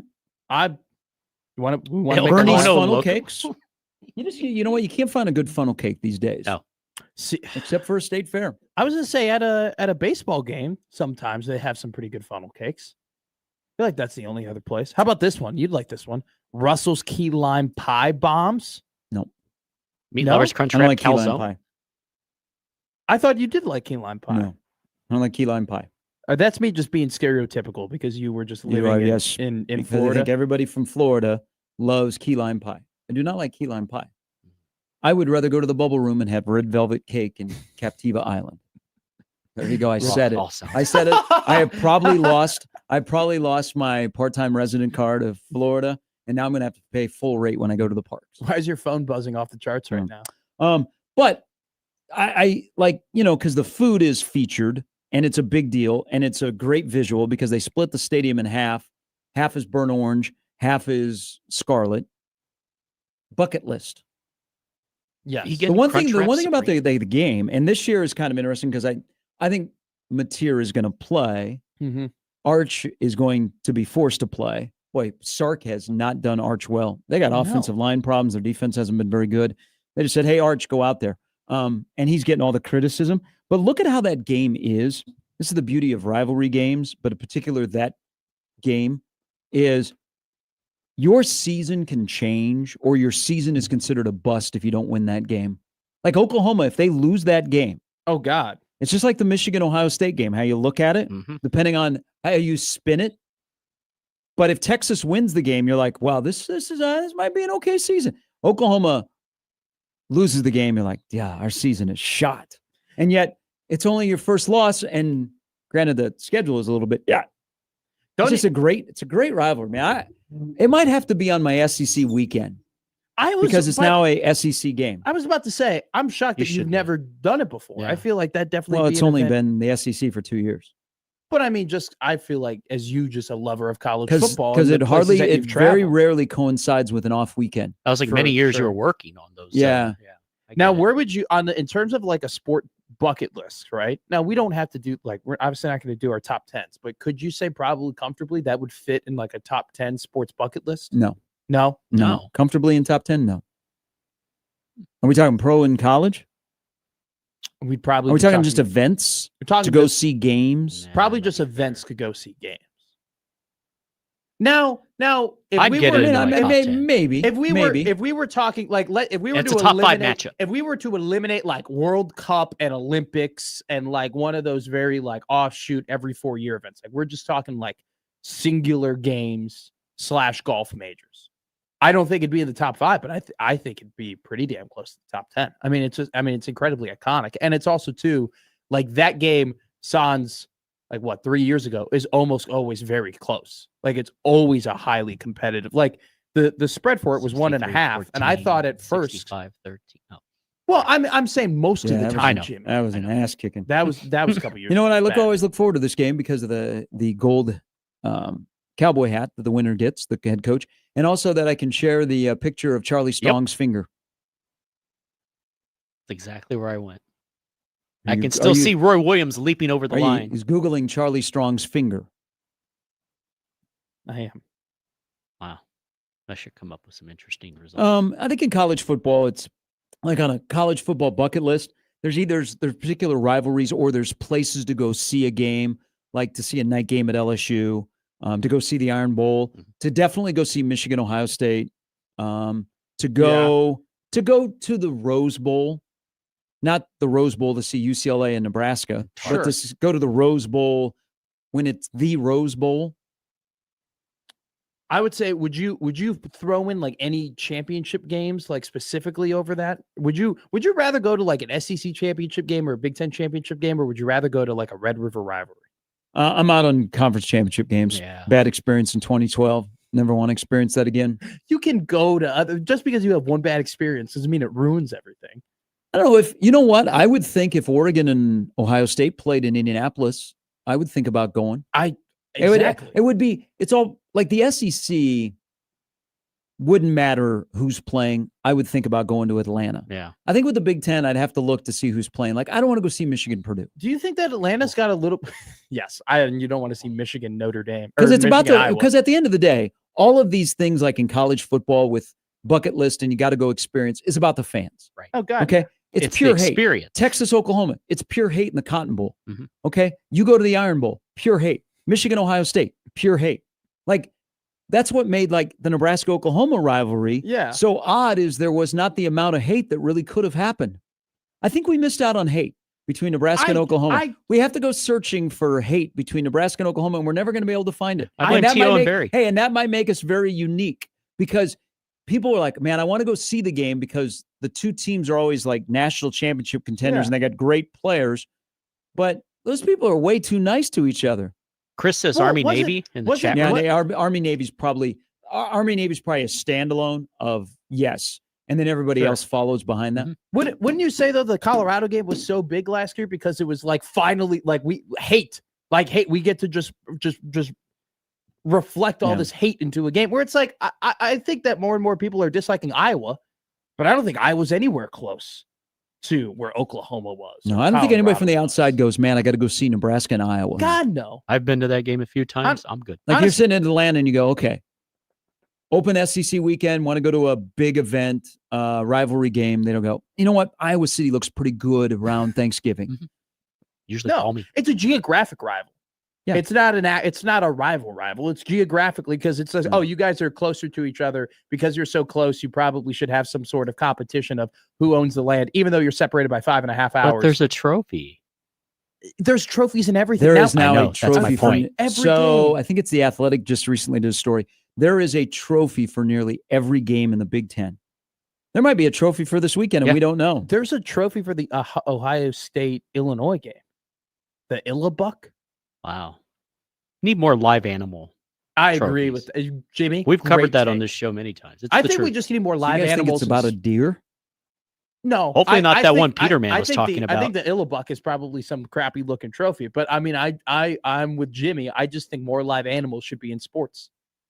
I think just live animals sports make it better. You don't think Bevo just makes a Texas Longhorns game just so much better? Almost killed. I'm not asking Ugga. Yeah, Ugga might disagree with you. Oh, that was scary. That was a scary situation. Heart drop there, Jimmy, when you saw it happen. Very much. Got pretty good. Bevo was a great. It was something about that dog. I mean, it made that game even better, though. Mm-hmm. I'm not looking at Charlie Strong. It did. And now we remember That's a very interesting analysis on the game. We remember it was a because good the game, two mascots almost came together and one almost died. Yes. The players realize that they have to meet the moment. Matt McMaster here for Dead Dogs. Listen to the sentence you just said. One mascot almost killed another mascot. How often does that happen? In the history of college football, how close have we gotten to seeing a death on the field between the two mascots? Not a lot. It raises the stakes. Didn't Mike the Tiger get challenged by maybe a Miami player back in the day? Yeah. Like there was a Miami player that went up to Mike the Tiger's cage and wanted to fight the Tiger. I think that's pretty stupid. Ralphie tried to come after the Huskers and T.O. wasn't having any of it. And Ralphie was like, hey, I'm good. I'm just going to go back into my truck. What was when Jamal Adams sent that Patriots guy to the hospital when he literally attacked the Patriots mascot at the Pro Bowl, and then the dude had to be put it was like the Patriots mascot was at the Pro Bowl and Jamal Adams literally Luthez pressed him and broke bones and sent him to the hospital. No wonder Clint says I despise trophy games, more specifically Nebraska's trophy games. Every time we win one, I wish the players would drop it and gopher stomp it. Except for the trophy that's on the line next week in Minneapolis. Oh yeah. Is that the one that's a chair? Yes. Okay. The bits just of broken a chair. The bits of broken chair. Yeah. Yes. Which one day each athletic department is going to recognize that trophy. Oh yeah, hopefully. But you know what? When you have trophy games, shouldn't you play those games every year? Isn't it crazy? People forget that Nebraska and Wisconsin were fighting for freedom. Isn't it? I guess we don't have any freedom. Isn't it? We're gonna go a couple years without freedom. No freedom. That's gonna suck. Mm-hmm. Isn't it crazy? I kind of liked freedom. Mm-hmm. Freedom was one of the reasons I moved to the United States. You didn't move here. You were born here. That's true. Isn't it kind of crazy that it took the Nebraska athletic department quicker to recognize a trophy made by two podcasters opposed to a trophy that is for a very good cause? Not that the Boston Bowl ain't for a good cause, but the Pittsburgh Chair Trophy was like you raise money for it. It's foundational. That money goes somewhere. But they go, no, Boston Bowl, Lou Allen, Compton. We got to put them together. We should have just retired trophy games after Nebraska's win over Cincinnati, where Nebraska had to be reminded that they had to go they were going to be given a trophy. There's a trophy for that? There's a trophy for that? Do they parade it around Memorial Stadium so people can take pictures? No. Is it also on the secretary's table next to the Heroes Trophy? They just was it Lutovsky or somebody just carried it off the field? The trophy is in the shape of Arrowhead. Okay, that's kind of cool. That's pretty dope. But nobody took a picture. They didn't put out I don't think any social media about it. It should have ended up at your house. I don't even know. I don't know where it is. If you walked into the lobby, is the what do they call that game? It just ends up on in the bottoms. You're just going on Turtle Creek. The Battle of Kansas City trophy is just there on the corner. It end up at 1620 the house. Where? Who brought it back? Hey, there's a question there's just a rando question for Rule today. Hey, where is that trophy that you won in Kansas City? Hey, how great you ask. Listen to this. You know how you and I not make fun of, but we joke about what is he going to say on a Thursday presser? What if you and I took a field trip and we just asked him random questions? That'd be funny. That would be we'd get a lot of clicks for that. A lot of people would be like, who are those two idiots in the back asking about trophies that don't matter? They actually were two guys that were sitting with him at the Big Ten media days. asking just random questions and playing trivia games with the head coach. That's how you go the over. Good for them. Today. Good for those guys. Okay. This is from Mike. Okay. Mike said it actually, the trophy, the last I saw it, was in the football office, but not on like a big display. But that was a couple of weeks ago. Why would you display it? Like it's that trophy. I'm sorry, doesn't really matter. It was one game at a neutral site against a team that's not. Do you have to give it back? Yeah, like so they can use it next year if they have the college game again. I don't think that trophy's like the Stanley Cup. I don't think they're trying to make it the hardest. Every player takes it for a day. They engrain the name on each seat in Arrowhead. They engrain the name. The only trophy that really resonated is when Nebraska. People forget this. Nebraska went and won in Iowa City with an interim head coach. Yeah, that was cool. Iowa has been lucky enough that they have not been beaten by the full-time in his title head coach at Nebraska since 2014. Yeah. They've been very lucky. But when Nebraska with an interim head coach, while they were in the process of hiring their current head coach, went to Iowa City and won, and then they got that trophy, and for the longest time, that trophy sat on the receptionist's desk at the football office. It wasn't behind. It just sat there, and like they could have like for Halloween put a candy bowl on top or whatever. Put cobwebs on I think in Christmas they put lights around it, but they went and they put it on the receptionist's desk at the front of the football office. It just kind of sat there, appropriate place for that trophy. Coach, I got the basketball costume for the Heroes Trophy this year. I got no. It was that or coffee black. That'd be funny if they bought a little costume for the trophy every year. Ed says, put some respect on that trophy. It's called the battle. The battle at Kansas City trophy. Can I look? I guarantee you, that was a hell of a war, man. We've had our problems with Kansas and the Nebraska-Kansas war. I was about to say. I mean, how come we didn't fight with Missouri? We should have fought with Missouri back in the day. Mm-hmm. Pretty sure if I look up the Battle of Kansas City trophies, it shows a lot of colonial pictures. Yeah. Here it is. Wait. They were holding it up at the stadium. Yeah, they carried it off the field. But they had to be reminded that there was a trophy ceremony. It looks like a plasma TV. That would have been a good trophy. That actually would have been a better use. trophy. Exactly. What if we instead of giving out trophies, we just gave out devices that college football teams can use? Hey, Ohio State, if you beat Illinois, you get a brand new printer. Every office needs a new printer. It's true. We have good printers here. We do have good printers. Really good printers. Okay. You need more staples? How about Purdue? How about you beat Minnesota? We'll give you staples for life.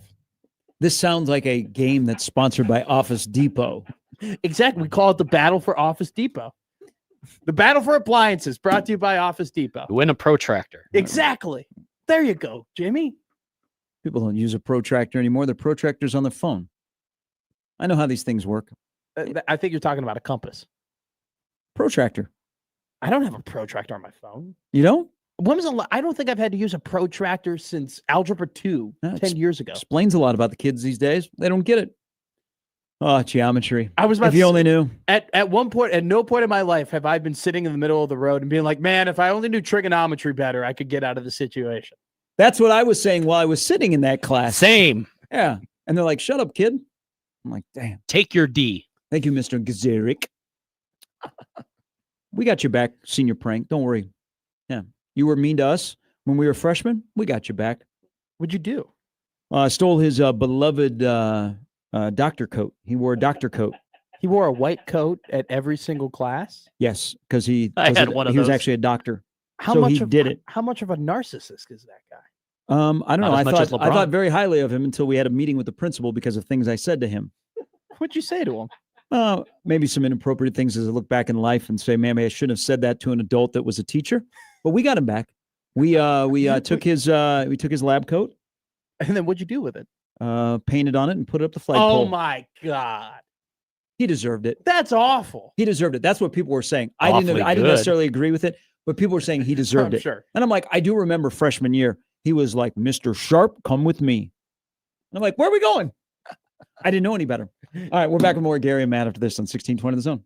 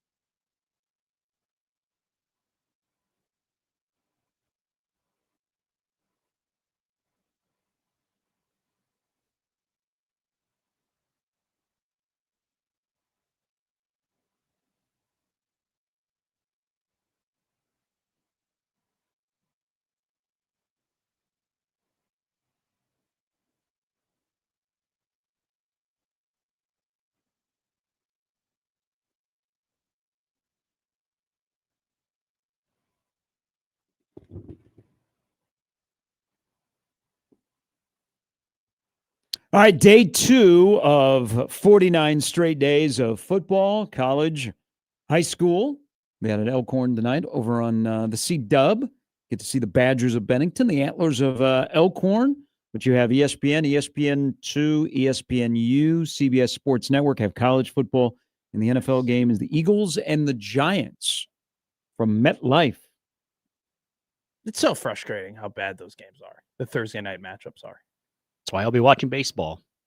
Next week it's Steelers Bengals. Like that's but that looked good before Burrow went down. Joe Flacco, because it was going to be Burrow and Rodgers. That's a valid point.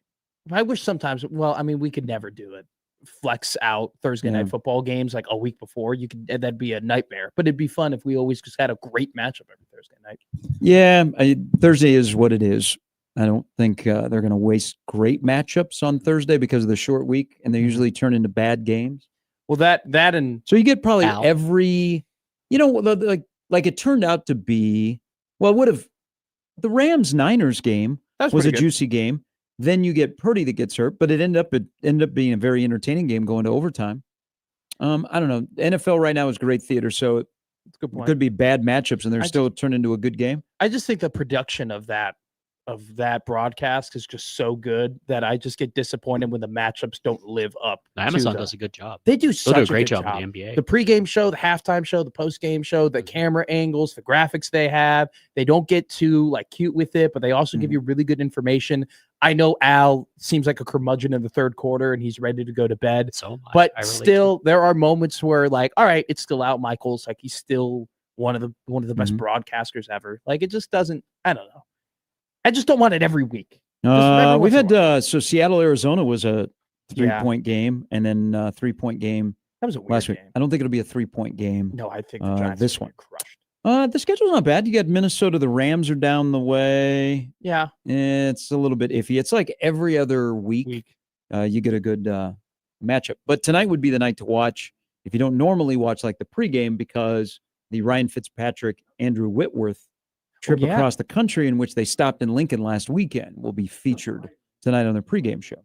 That'll be fun to see. Are they? So they're doing like a Madden bus thing. I take it, right?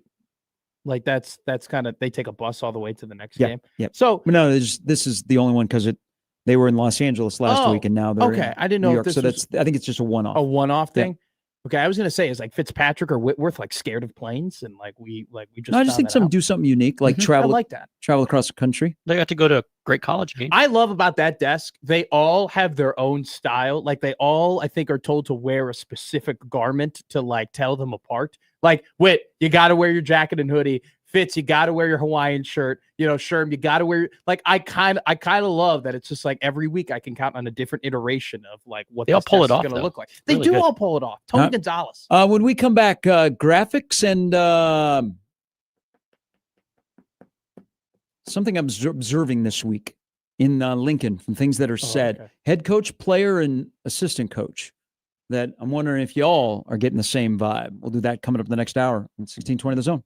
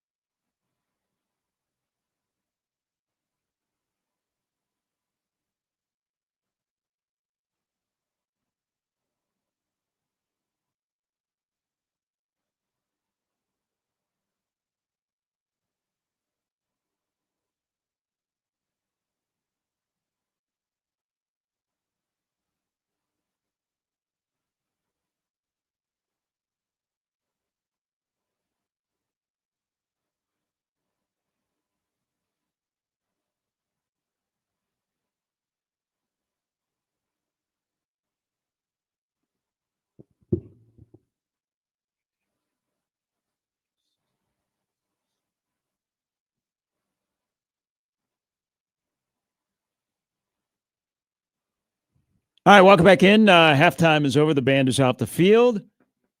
And I can see why a lot of people think that Bill Belichick would be really good on TV.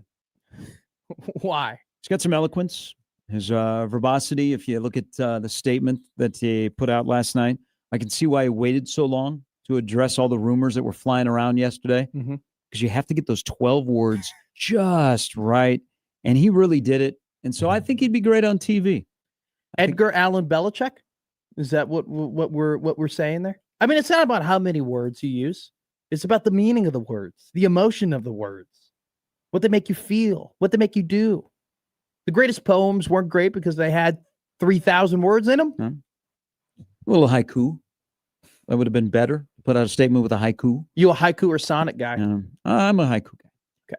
Okay. I would love to talk to Mr. Behor. See what his experience has been like at North Carolina. Mackay? Yeah. Probably not great. Probably not enjoyable at all. How could anybody be having fun over there?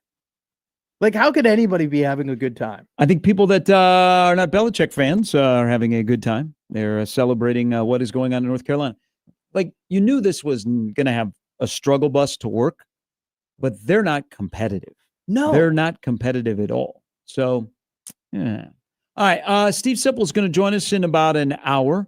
He will stop by. Kurt writes, Gary at 1620thezone.com in the Equitable Bank inbox. He said, I heard you guys talking about tipping earlier and Matt wanting to use cash. Yes. There is a convenience store that I recently was at called Quick Star that they do not give you pennies in cash transactions. Do they give you more than what you're supposed to have? Or they bright? Because we've stopped the production of coins, right, or of pennies. Probably should. It's probably a long time. But isn't that in the works? I can look that up. According to your email, you said Quick Star does not give pennies in change. See, I have a piggy bank now. What do you do with a penny anyway? Like, you just put it in your pocket. I mean, like my generation too. I knew kids who just used to take like 13 cents in change and they just like throw it away. Or they just put it in their console and they never use it again until like 4 years later when you're parking at a meter and you're hoping that you have enough quarters. Well, now at a meter, you can't really use coins. I know. Everything's on the app. I don't like that though. I liked putting the coins in the machine. It's got a little bit old soul that you have. I know. But then now I got to type in my license plate. You know, I'll just download the app here in Omaha and pay the exorbitant fees to park in downtown Omaha. Or you know what? Stay away from downtown Omaha and stay away from the streetcar and go to places where you don't pay for parking and it's easier to get in and out. Okay. Sounds good to me. There you go. My mind. That's your Gary for mayor. Gary Sharp tip of the day. I think that's what the former mayor used to preach. Maybe that's why she's not here anymore. Quick Star, I guess they're not giving pennies. I don't need a penny. The only time I use a penny is when I'm down a penny at the gas station and I do the grab a penny, leave a penny type deal. And they just grab one. That's the only time I use it. All right, Mr. Graphic Guy. Yes. You are excited about this. You worked on it all week to present a graphic here. You explain to people that are tuning in on 1620 The Zone TV what we are about to see. So I think maybe I'm bearing the lead for tomorrow because we talk about like what are the most important aspects of the game. And I think for me on Saturday, the most important aspect is going to be protecting the passer. And it has less to do with Nebraska just struggling as of late in terms of their ability to protect Dillon, but also Maryland is very good at rushing the passer. They have 19 sacks that leads the Big Ten, 35 tackles for loss. A lot of the guys that on their team, so you see the key players here, Sidney Stewart, Zamir Mathis, those are the two DNs who've been getting a boatload of those sacks. 9 of the 19 sacks are coming from those two. They also have a plethora of tackles for loss. Like, they are also incredibly effective in the run game. Stewart has 7 tackles for loss. Matthews has 5 tackles for loss. So I think just in general, like this Nebraska football team, when we see that Dillon has time and Dillon is able to, 1, 2, 3 and throw it, that he's been his most effective, right? And another key stat here too at the bottom, 64 hurries. Like that's a massive number. I mean, that's averaging about 12 hurries a game. And so when you kind of break it down, like Nebraska has to be better. And it doesn't just come from, hey, Gatula's got to be better.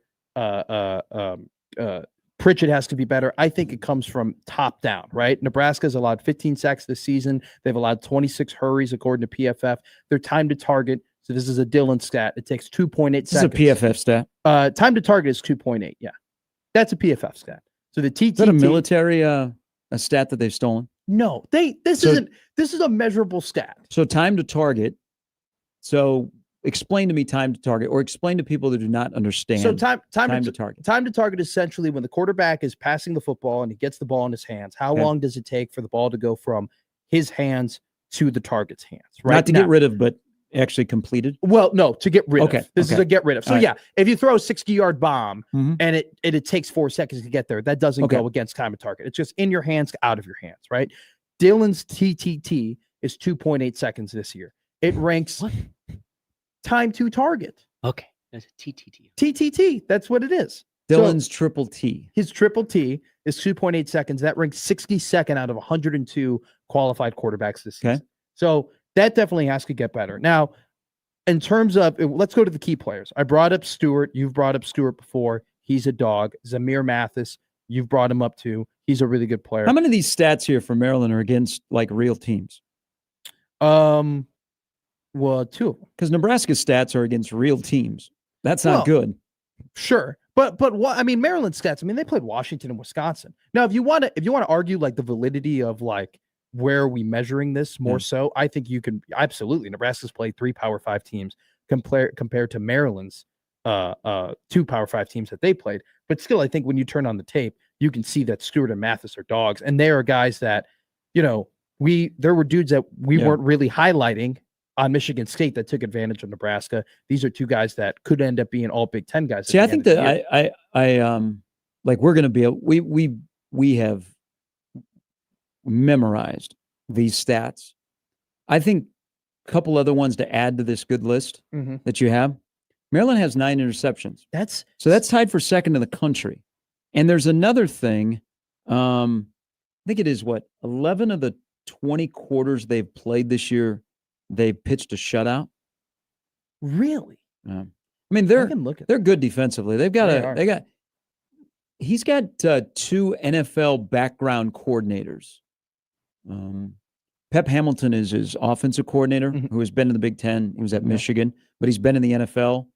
He's got a very interesting coaching staff. Like there is an NFL feel to them, but I think they're a solid team defensively, and it helps to have 2 down the road top 50 NFL rush ends that are freshmen. Sure. Everybody goes, hey, how long are they going to stay at Maryland? Well, they paid $1.5 million for one of them. Wow. So they're in it to win it and keep those guys. I think, though, that's interesting you bring up Maryland having NFL background offensive and defensive coordinators.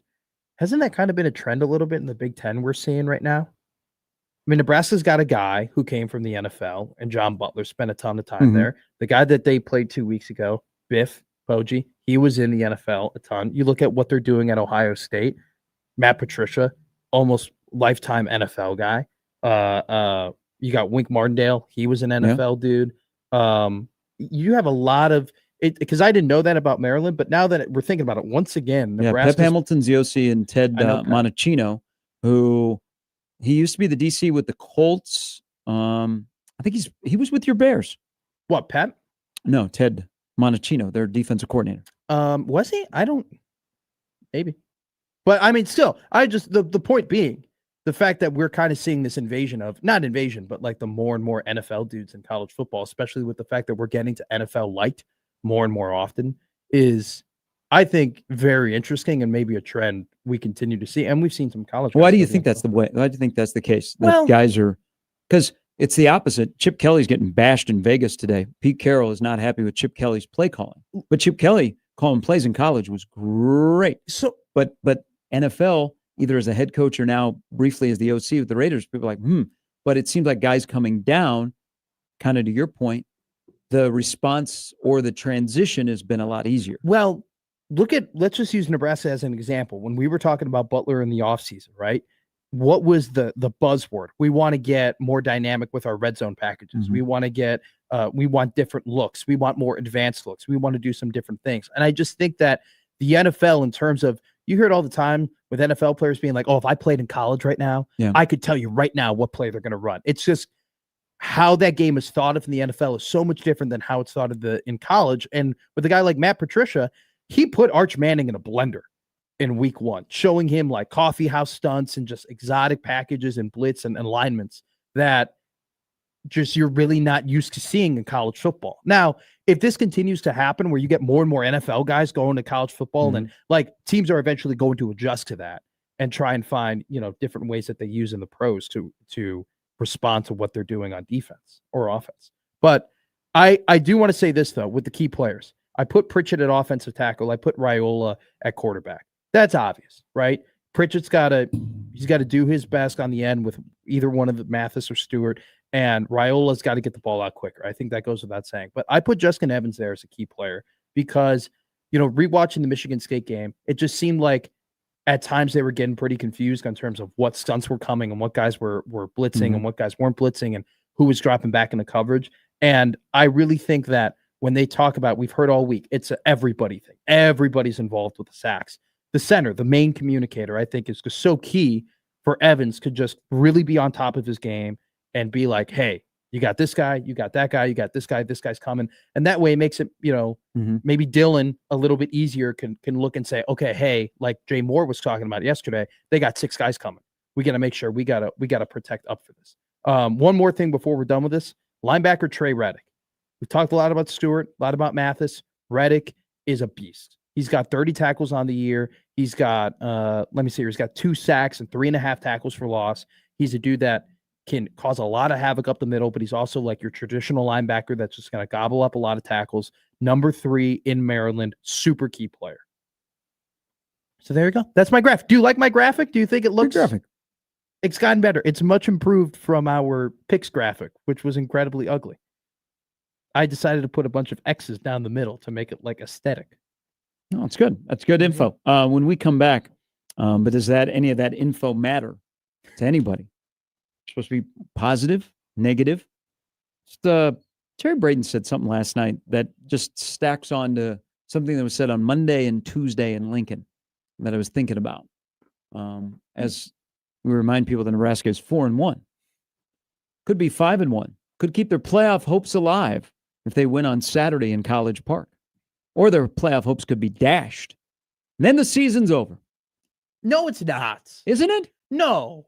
You can... I'm trying to read the tea leaves. I think it's over. Don't read the tea leaves. Don't read any leaves. Well, maybe you're reading what I'm reading. Or at least thinking, this is interesting. We'll discuss it. I've been teasing it. Now we'll discuss it. Coming up next.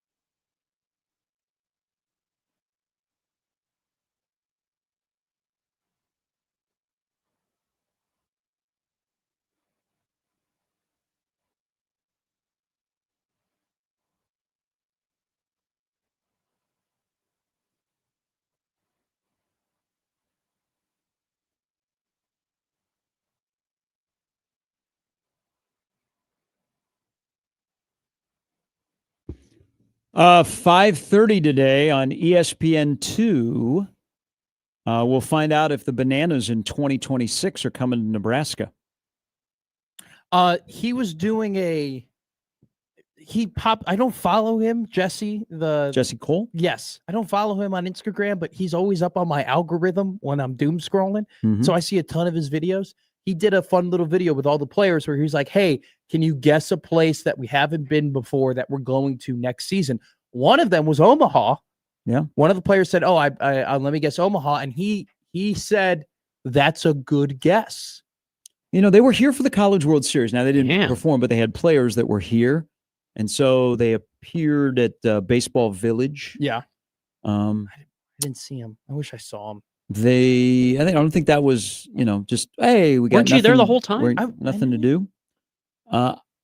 It has been mentioned about them being here for before the College World Series. Remember, Kyle Perry is a Banana, and he pushed heavily to have the Bananas go to Memorial Stadium in Lincoln. I know that both entities were interested. Okay. I don't know if either one put in a bid, because it is a very aggressive process, especially if you're a newbie and are not on their normal schedule, because they're adding. I'm sure they will make an announcement today of a place they're going next year that you'll go, oh my gosh.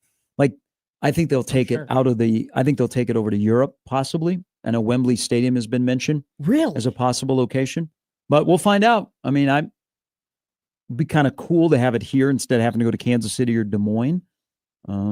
They're adding 2 new teams, 2 new Banana Balls. Yeah, see, I would if that's my first. I want the Savannah Bananas, not the other teams that they have. You don't want to see the Firefighters fight the Glizzies or whatever the hell they're going to call this next team? If that's the only time they come to Nebraska, that would be hard. I just want the real Bananas.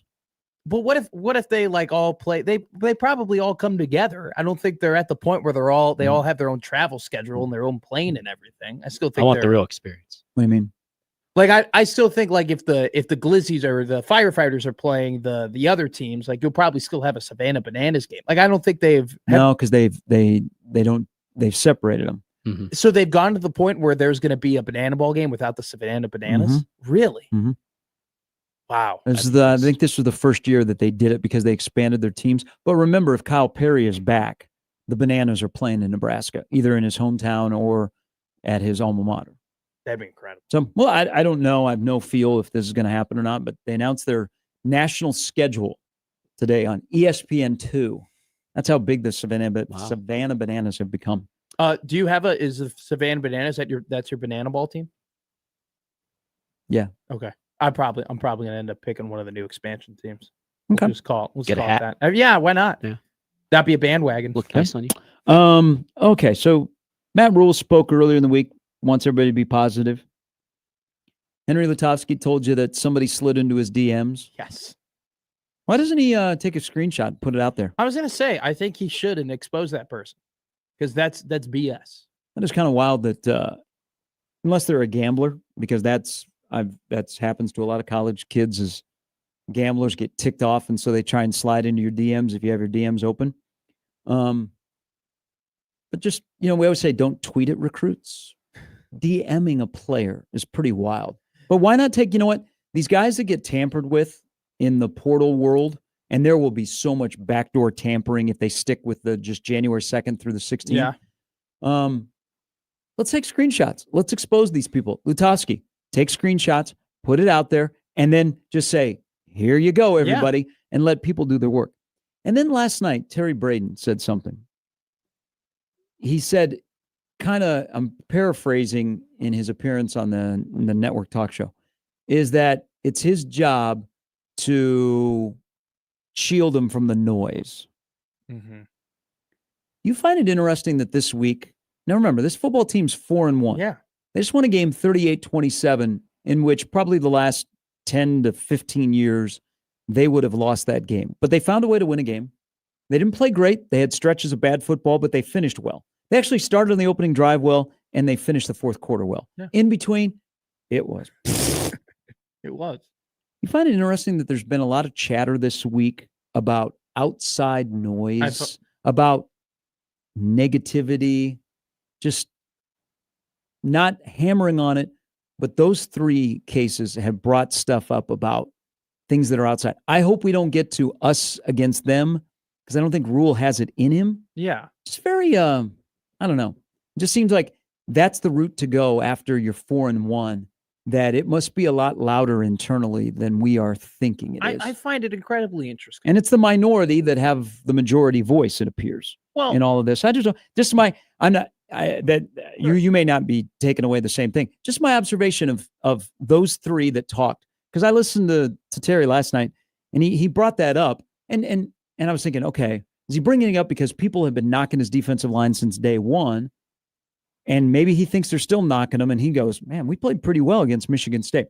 No, just an observation of a 4-1 football team. Well, you're missing 2 more examples where Dana Holgerson talking about why they didn't run it with Emmett Johnson more. He said in that quote, like, hey, because everyone's like, oh, why didn't you run it with Emmett more? Or why didn't you run it more? He felt like he had to explain himself as to why he wasn't running the ball more. And then you had John Butler at the very end of his presser go, any Sorsby questions? Like kind of taking a jab at people asking about different things and whatnot. And I think it is incredibly interesting that from their standpoint, they're probably sitting there being like, we're 4-1. What do you want us to do? Like, you want us to be 3-2? You want us to be 2-3? Like, what do you like? We've gone out. We've played the games. We've won a close game in week 1. We came back and won a game in week 5. We only lost to a ranked team by 3 points. Like, I think part of them are probably sitting up there and saying like are annoyed about it because they're like, we're a winning team and we've won games in the Big Ten. And I don't fully blame them, Gare, for like, if they want to be a little annoyed about it and they feel like they have to address it. Hey, maybe they played better after the perceived booing towards the team and not their quarterback getting his helmet knocked off, or the fact that we're coming up on 4th and 42.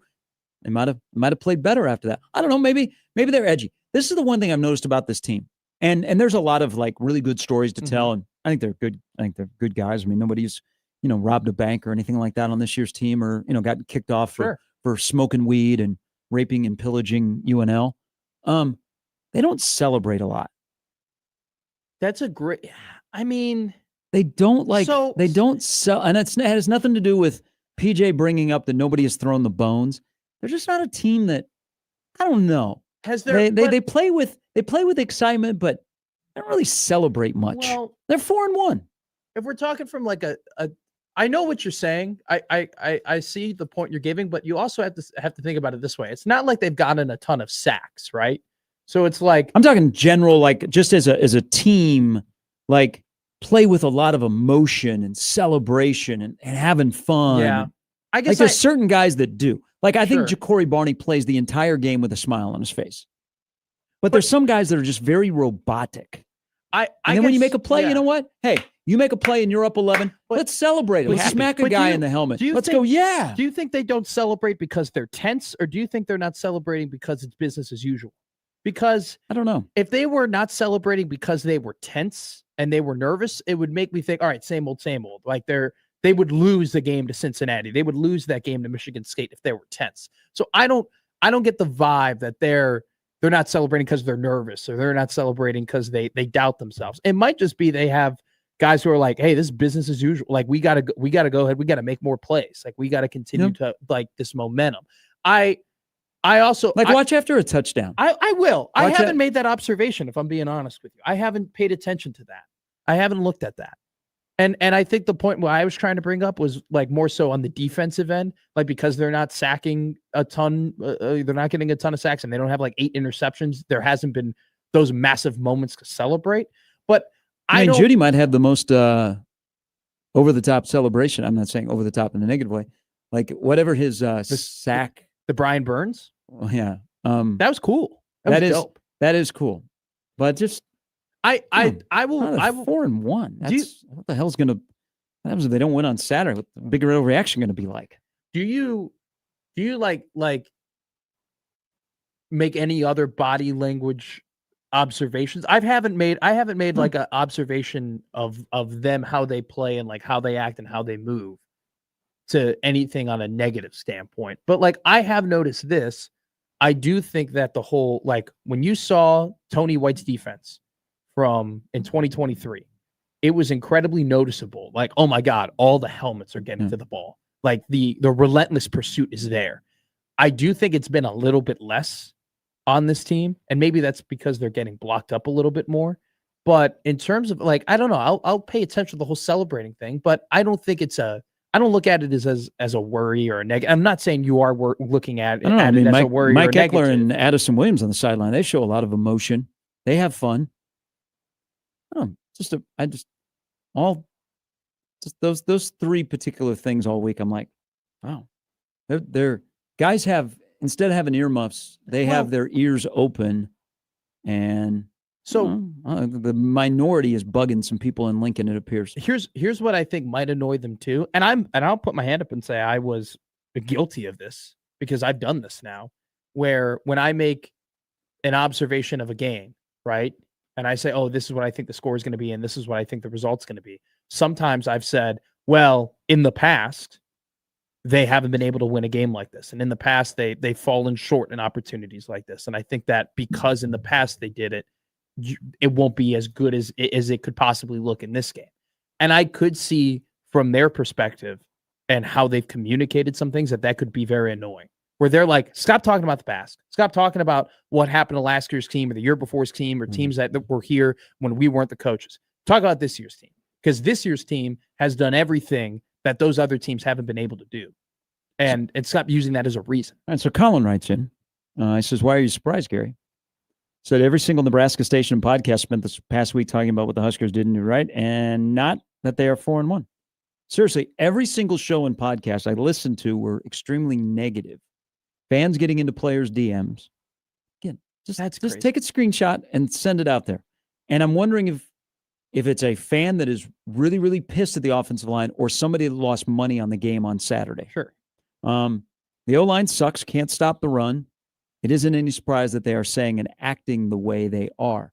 So the way that you are looking at this season if you thought Nebraska was a playoff team, you're probably upset. Oh, yeah. If you thought Nebraska was like 7-8 wins, you're probably like, okay. I don't know. Just an interesting week for a team that's 4-1. Hell, they could be 5-1 and a win away from a bowl game. They could be a week from Friday already eligible for a bowl game. And if you want to go even further, like your guy, K Ford. Yeah.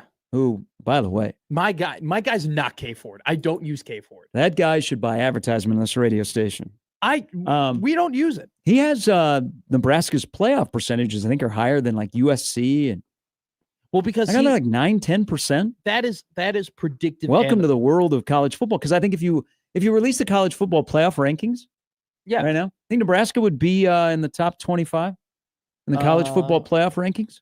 Probably, because they have a win over a ranked team who would be in the college football playoff rankings, and they have a 3-point loss to a team who definitely would be in the CFP rankings. I don't know. K Ford's a predictive analytic. I don't buy nearly as much into it as I do just some measured advanced metrics. Mm-hmm. And we still are playing the game of like, Penn State lost to UCLA. Like I'm gonna look at, oh, you have an 87% chance to win against Northwestern. Well, you still have a 13% chance to lose. Like you got to go out there and set it up on Monday. They're a team that's shown growth that has some flaws. Yes. Well, I think that's the perfect way to describe it. But in a way, like I also, from the perspective of the people who are being negative, I can't fully blame people for being negative because there are things to be negative about. Well, I mean, I don't, and I think we attach criticism of the facts immediately as negativity. All right, Nebraska has given up 12 sacks in the first 2 Big Ten games. Yes, those are facts. Yes, that doesn't mean, and there's many people that take ownership in all of that. At times, haven't been able to stop the run. There's still questions about the defensive line, but there's also, I think we've done a good job of talking about Nebraska was better at pressuring the quarterback and doing things. They were much better in the fundamentals of playing defense from one week to another. Yes. Joey writes in, this is interesting about celebrating. To me, the lack of celebration by the team seems like they expect success. This is a young team full of guys that are used to winning in high school, so when they have success, they seem to expect it, and when they don't, they are surprised. Good blend of guys that have been here for a little bit that, sure, all right, second straight year, we're 4-1. After Michigan, they felt like they should have won. I personally like the business-like approach they take. I say keep doing what they're doing. Yeah, I mean that's something it's a good observation that you've made, and I'll keep an eye out for it. But I've never looked at them and been like, oh, they feel like they're white knuckling the wheel right now. No, that's not what I'm saying. Oh no, I know. I'm just saying I know. They have some things to celebrate. Go ahead and celebrate them. Now, here's one thing though. No, not when you're down 21-14 and you don't touch Childs as he sneaks into the end zone from 4 yards out right through the middle of the line of scrimmage. Don't go, oh. How weird would that be if somebody celebrated? Person would have been killed. Yeah, absolutely. They would have been absolutely just now, and they probably would not have played. There's anymore. And you can correct me if I'm wrong here, but I think there's a difference between being negative to be negative, like being negative because you want clicks and you want people to like pay attention to you. You want to be that guy who's negative, and there's also being quote unquote negative out of frustration, and out of frustration of like if they could fix some of these things, they could end up going farther and being better. Like for me, some of the criticism that I've given this team comes out of frustration of, well, you've had the same offensive line coach for 4 years. You've had a head coach who preached how important the trenches were, a head coach who was an assistant line coach of the NFL. And after 3 years of being here, the offensive line is still a problem. Like that's just me being frustrated because like that's one of the problems you shouldn't have. Like when you've put money and you've put time and thought and you've had guys who have proven that they're skilled to coach that position, like that shouldn't be an issue. So that doesn't come from a place of like negativity. It comes from a place of frustration of like, man, why couldn't they figure this out? Because if they could figure it out, they wouldn't be a dark horse CFP team. They would be like a very much a contender for the CFP. All right, Steve Sipple is going to join us in the next hour. Brian Edwards as well with some picks on college football this weekend. And also the NFL, the Eagles tonight are a 7.5-point favorite. I'd hammer that. I think the Giants, I see yesterday, they lost 8 straight in the NFC East. Really? Yeah. That's a good one. But here's why let's talk about negativity. Sure. Philadelphia Sports Talk. Well, they're a little bit better because the Powder Blues won last night in L.A. 47% of the Eagles' drives this year on offense have ended 3 and out. That's a great. Do you know what was great last year? Before the year they won the Super Bowl, the first 8 weeks of the season, they were freaking out about they didn't score a point in the first quarter. Do you remember that? Yeah. That was incredible. You know what? In your what are the Eagles 4-1? 4-1. They lost to Denver. So people in Nebraska and people in Philadelphia. Cam Jurgens is like, I've been there before. Barkley is on a pace for 908 yards. I told you, man. And then all of a sudden the Giants show up, and you know what he'll do tonight? There's probably $1.50 to go tonight at MetLife. But yeah, he's on a pace for 908 yards. They got this young offensive coordinator who feels like he's got to make his wide receivers happy, which means going away from the identity of that football team, which is just dumb. And an older running back coming off of too bad if the Eagles fall apart. Dang. It was a nice little run. They won a Super Bowl, and they went to a Super Bowl. So they lost 2. Yes. We're back with more Gary and Matt after this on 1620 The Zone.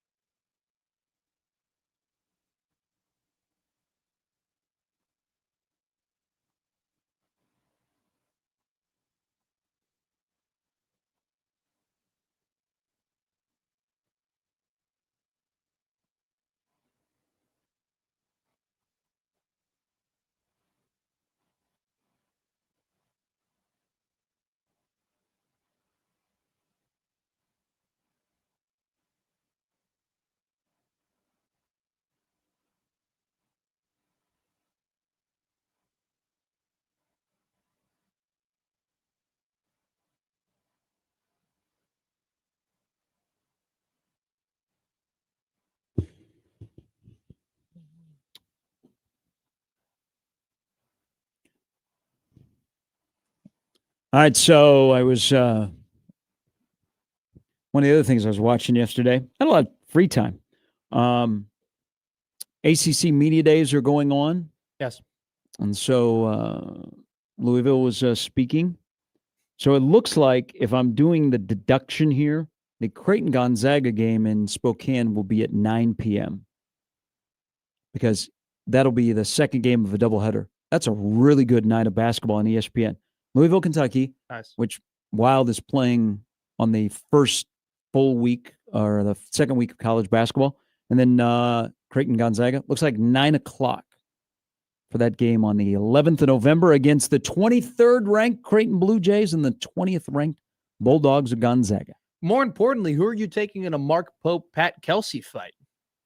Ooh, Mark Pope. Yeah, got to, right? Yeah, I mean, he's got the size, and the length. The size and the reach. Now, if it was in a cage, I don't know. Pat Kelsey seems incredibly feisty.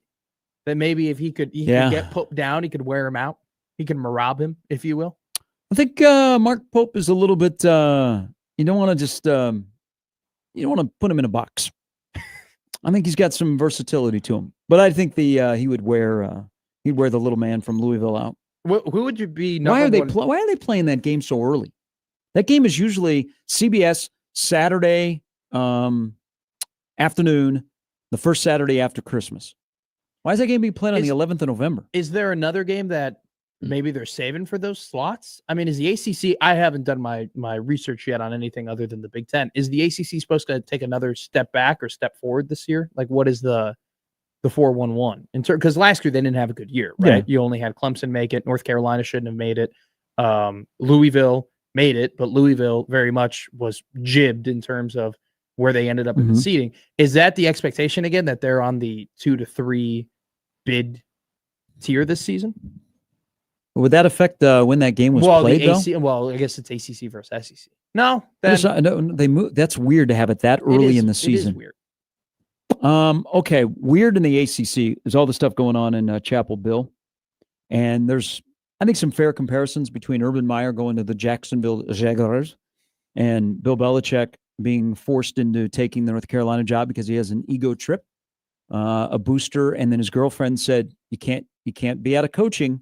So he goes to North Carolina, and it is exactly what we think it is. You don't think it's that way? No, I think Bill Belichick is one step away. He just has to kick a kicker, and then he's good, and then he's done. He did it. So that's what he went to North Carolina to do? No. If you look at what Urban did, right? Urban had like the whole mistress thing of him at the bar, and then they were absolutely terrible, and it was a train wreck inside, and then he kicked a kicker. Bill, at this point, has the girlfriend issue. He's got the they suck on the field issue. He has the they are awful within the within the building issue. Now he just needs to physically assault one of his players, and he's done it. He did the Urban Meyer. So I think there's like there's something that you just touched on, and the similarities, like all the hype before their season began, and then it's an immediate letdown, and then there's the real aspect of coaching. A college guy coaching in the NFL or an NFL guy trying to coach in college where you need connections before you put the roster together, or, you know what, maybe have a connection with your players. And that appears to be Belichick's thing is they're robots and they're paid in the NFL. And yeah, they're paid in college, but you need more of the relationship with a college coach. Yes. I do think this, though, because I think it's a fair comparison of great coaches in college and the NFL and flip-flopping and falling apart. I think if Urban Meyer went to North Carolina, Urban Meyer would have North Carolina playing for the national championship in 3 years. There's nothing in his resume that honestly could compete against that. So especially in this era of transfer portal, NIL. I mean, wouldn't you love to see Urban Meyer in college right now? Oh God, yeah. Yeah, I think Belichick There's a Texas fan. This isn't this. We all know how this is going to end. I mean, there was language in their statement that says, "Yeah, it's over." Mm-hmm. But if Urban Meyer would have taken over North Carolina, he'd have said, "Yeah, all right, let's go." 3 years, North Carolina would be playing for the national championship. I don't. 3 years is tough, and I mean, Kurt Cignetti did it basically in a year. But now playing for the national championship. Now I got Urban Meyer. Urban's good at what he does. But Urban, attracting to NFL guys. Mm-hmm. You're now at a place that wants to win. Your Urban Meyer to North Carolina makes more sense than Bill Belichick to North Carolina. I don't give him 3 years. He's playing for the national championship. I don't think he's playing for the national championship. I think he's immediately a competitor. Somebody's thinking it. And I think he's immediately in the college football playoff. And I think immediately he is competing with Clemson at the top of the ACC. But I think that there now are just so many teams that have the combination of good coach and good money that it's just so much harder now to make the national championship.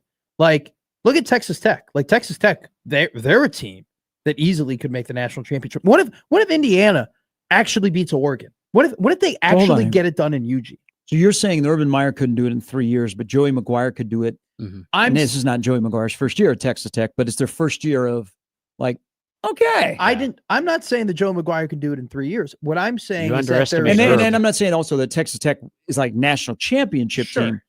They're a playoff team, no doubt. I'm saying national championship in 3 years, Urban Meyer at North Carolina. I just think that there are so many teams.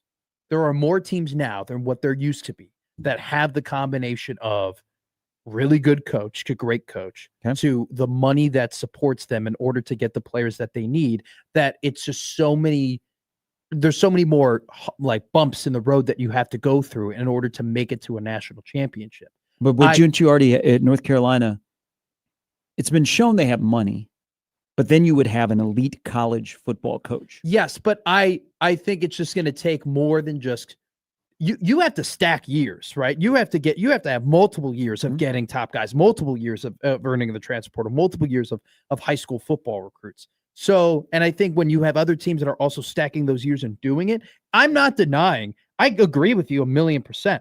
Urban Meyer, North Carolina, they'd be contending. They'd be winning games. They would go way better now than in Chapel Hill than it would with Bill Belichick. But I just think with anybody, unless you are like Ohio State or an Oregon, and you've already been stacking this talent in these years together, that it's just really, really hard to get to a national championship. I think it's just, and especially in 3 years. Now, do I think it's out of the possibility? No. Is this Mario Cristobal's third year or fourth year at Miami? I think it's his fourth. Okay. And they're on the cusp of winning a national championship. Mm-hmm. Yeah. I'm with you. Herb would do it. I don't, but my argument, Urban Meyer, much greater college coach than Mario. My argument is not, it has nothing to do with Urban Meyer and me doubting Urban Meyer. My argument is just that there's just so much competition and there's so many, there are more and more teams who are getting really, really good players. And Urban Meyer, when he was at Florida and he was at Ohio State, don't get me wrong, had to compete against some really good teams to get talent. But now there are teams that Urban Meyer would have never have thought that he would have to compete with, that he now has to compete with in getting recruits. Right? If you put Urban Meyer, you put NIL in Urban Meyer's hand when he was at Ohio State or when he was at Florida. God, I mean, it's the possibilities are endless in terms of that, right? But right now, when you have all these different players, all these top recruited players going to all these different schools, and it's just the wealth is more spread than it's ever been. I just don't think you could say, oh, that coach for sure, without a doubt, national championship in 3 years. I think he could do it. There's no doubt he could do it. And I think in and of itself, that's a compliment. With how much of a train wreck North Carolina is. You keep saying all these new teams. It's basically the same teams. Right. I don't think it's the same. Texas Tech has now gotten a lot of these 5 stars and a lot of these guys that maybe other Texas schools would have gotten or other SEC schools would have gotten. We're seeing, look at Dylan Raiola. North Carolina has 36 commitments in the class of 2026. They're 17th in the country in the composite. 36. A lot. I mean, not all of them. I thought USC had a lot, and USC has 32. North Carolina has 36. But it's like the same recruiting. Georgia, Alabama, Notre Dame, Texas A&M, USC, Texas, Oregon, Tennessee, Ohio State, Michigan. So you now have, and North Carolina's in the top 20 in recruiting with Belichick. But we have recruits that are, we had a 5-star quarterback go from Georgia to Nebraska, right? We've had, I don't. I mean, this is maybe not the best example, but like Travis Hunter went to Jackson State. Like he went to Colorado. Like we've had more of these. We've had these guys. I would use more of the Texas Tech model, sure, because Travis Hunter I went think with that was. I Deion, told you that was a bad and Dylan example. went with Yeah. But I would use the Texas Tech. The Texas model. Tech and the SMU and the Indianas, like those are three teams that have these massive NIL support systems, and they're just been able to get these players with some decent coaches and be able to be competitive right away. Like Ole Miss now, I mean, Ole Miss hasn't been a slouch like Indiana has, but Ole Miss too is now very much a heavy hitter in terms of they have a really good coach and they have money to go ahead and spend and trying to get these players and live through the portal. Like I think that Urban is a great coach, and I don't disagree with you. He could do it, but I do think it's just with the amount of money that all these other teams had, it's just harder to get as much talent and stock up as much talent as it was in the past. He put together a great staff. I mean, he put together a great staff at Ohio State, and he still is Urban Meyer.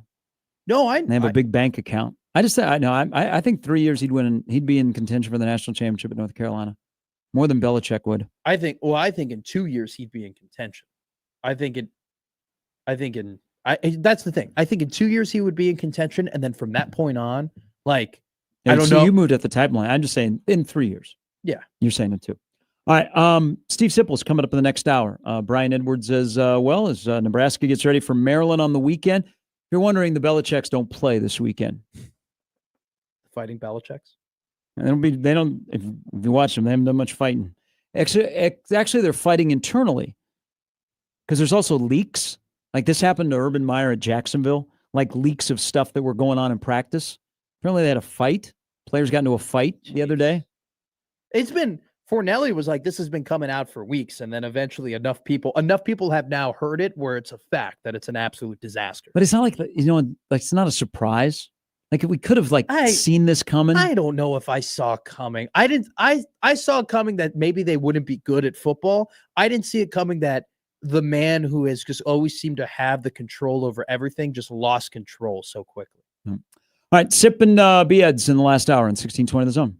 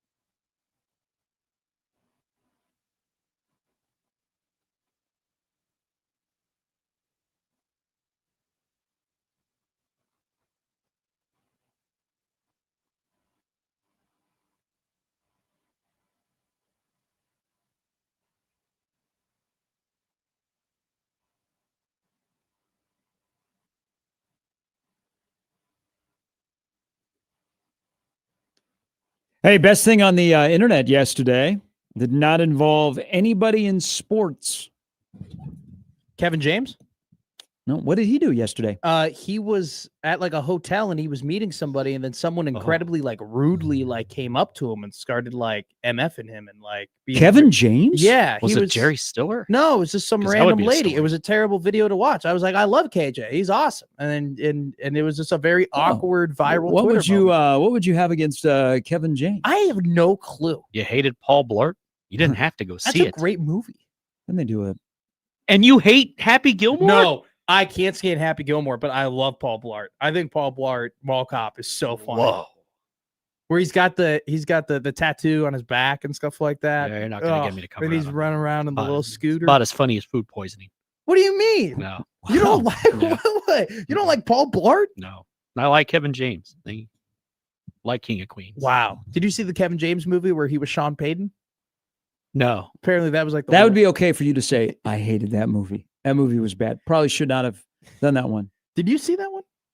I watched part of it because it was so highly promoted. Yeah, and then the Rose Bowl had AstroTurf, so you turned it off. You do the work so we don't have to. By the way, at the family at home, thanks you for the warning about Chad Powers. I was like, cross that off the guys. list. Everybody could watch that trailer and know it was going to be a heap of garbage. Okay, come on. I kept They it have open. field turf at the Rose Bowl. Never. Man. Never. You saw Glenn Powell with prosthetics, and you were like, you didn't think it was going to be a crappy movie I know or a what, TV show. Now you have me saying it's a movie because you said it was a movie over and over again. whatever it is, it's not very It's good. terrible. I think I know where you're going, though, with the wholesome internet moment yesterday. So. Well, on the note, I think I've seen almost every Kevin James movie. Really? Yeah. Wait, I even saw Here Comes the Boom. Well, And I did go watch because Sandler was in it. I now pronounce you Chuck and Larry. That the one with Jessica Biel? So first off, Oh, hell why did yeah. you say Yeah. I've even seen Here Comes the Boom? Here Comes the Boom might be my favorite Kevin James movie. Oh, my No, God. you know what? Like Grown Ups is. No, More but into he it. wasn't. He was the What about main Zookeeper? guy. What about Zookeeper? Zookeeper was. What okay. about Hitch? People Hitch? forget. Hitch. Hey, People forget he was in Well, Hitch. how about the Q-tip? Don't make the pizza. Don't make the pizza there. They got food there. Don't worry. Hey, well, here's the thing. First off, Here Comes the Boom's an awesome movie with Henry Winkler, and he's trying to save the band. And who His could have thought that the principal was going to steal all the money from him? And then they have that one guy in the movie who's in every single MMA movie. You know what I'm talking about? The trainer in Here Comes the Boom. I don't know his actual name. God, this is what that movie came out with 13 years ago. I think so, 2012. something like that. Yeah. And the world didn't end that year. Go figure. Here Comes the Boom. It came out in 2012. Yeah, It had a good 42. year. It had a 42% on Rotten Tomatoes. that's what I said. It was a good movie. It was not. It wasn't particularly his best. It was a great. Like you movie. could say that Paul Blart Mall Cop 2 was better than Here Comes the Boom. They made a second There's one? a second one. Yes, God. yes, they did. Okay, I never saw the second one. He was on a. You know what? He went on a run. Like so, King of Queens was good. in 10 years. Yeah. Fine show. Leah Remini was So then once Stacey Carosi. once he got kind of done with that, then we started churning out movies. Because did you see The Dilemma? So he made that movie with Vince Vaughn. That was that was the year before Here Comes the Boom. Isn't The Dilemma the one where they go to a Hawks game and Vince Vaughn finds out that his wife's cheating on him? That was a good movie too. He is on a good run. But he had Hotel Transylvania.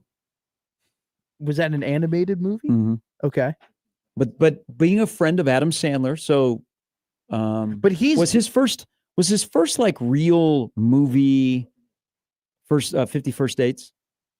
Oh, I don't know. I don't think I'm as big of a Kevin James Okay. expert to say when his first real like come to the big screen moment was. Because he was still doing King of Queens when he was in that movie. 50 First Dates though was a pretty big movie for him. Now, Bass Rutten was who I was talking about. He's the trainer in Here Comes the Boom. He's also in The Smashing Machine. He's Mark Kerr's trainer in The Smashing Machine. Anytime there's like an MMA movie, Yeah. that guy, Bass Rutten, he's in it. He shows up. Brian says he was also in Elmo's Christmas Countdown. I'm trying to look I at did not more- see Elmo's Christmas Countdown. I'm sure I will here in the next Have you ever couple watched years. Kevin James like stand-up comedy? Yes. Yeah. How do we feel about it? He opened for Sandler when Sandler was last in Nebraska. Oh. Or no, did he open or so when Sandler was last in Nebraska, I think David Spade and Kevin James were there. They may not have performed, but they were in attendance. It was okay. Yeah. It was okay. On your list, would he be a B or I'm a not C? gonna. I know better. I'm a cease and desist in terms of talking about comedians. You got on this Theo show. yesterday. What do you mean? Well, I mean Theo is getting into more mainstream A-list type deals. We forgot one movie that Kevin James did. I can't believe we forgot about Barnyard. Yeah. He was Otis the cow in Barnyard. That's a big get for him. Ooh, That's see, one of I his think the two biggest things. roles. I think the two things you got to do in Hollywood is you got to be friends with Sandler and then appear in a lot of these animated movies where you're just the voice. I'd love like to look do at that. Tim Allen in Toy Story. Mhm. Like people forget Tim Allen. Let me think. Oh, Toy Story. Isn't that the opposite? Don't you want to do the opposite? Don't You'll you want be to have Tim your Taylor to face- me? Because I've heard it explained when you are the voice of those kind of movies, like Pixar movies. Yeah. Ooh, the money is good, and also look at it's easy. Mhm. Hey, Is it I wake really up that- in the morning, I drive to the studios in Burbank, and I just use my voice, and I get I don't know. We're What- going to the moon, and then all of a sudden you're paid millions and millions of dollars. It sucks to have Right. that life. They tell you, I hey, feel like good job, Sharpie. We'll see you I tomorrow. feel like you guys are totally off pace here. I feel like voice acting would be harder because you don't have anybody to bounce emotion off of. You're just bouncing emotion off of a piece of paper. You're just kind of yelling into a microphone. I was an What- only child. Trust me, I could pull it off. I see. I hear your podcast. I understand now where you're going. It's difficult. You're my offensive coordinator for Take 5. I appreciate it. Hey, all right. I walk into the studio and I see Gary with a little piece of paper in front of his mouth going, all right, let's do what's Matt Rule's best hire of his tenure here. Matt Rule's best hire on three. Ready?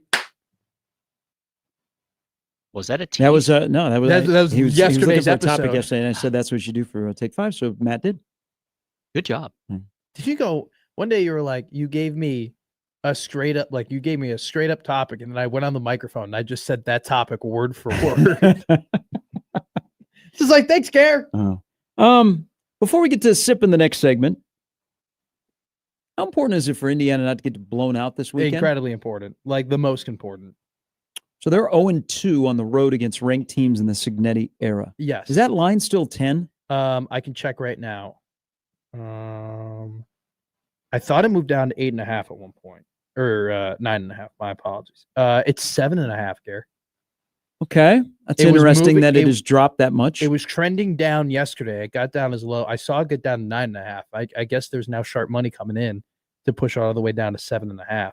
Now, I think it's vitally important that they, and also too now too, like Penn State was the other game, right? That they had to play that was going to be difficult for them.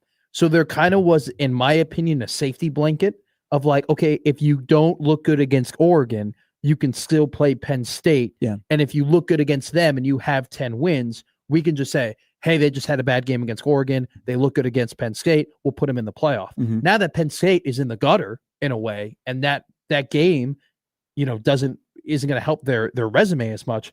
I think it's insanely important that this game does not get out of hand, that they keep this within 4 to 10 if they end up losing, because you never know what can happen. Well, if they do get like blown out, like they get beat by 3 scores, what does that do for the playoff possibilities in the Big Ten? Do you think they'll do it?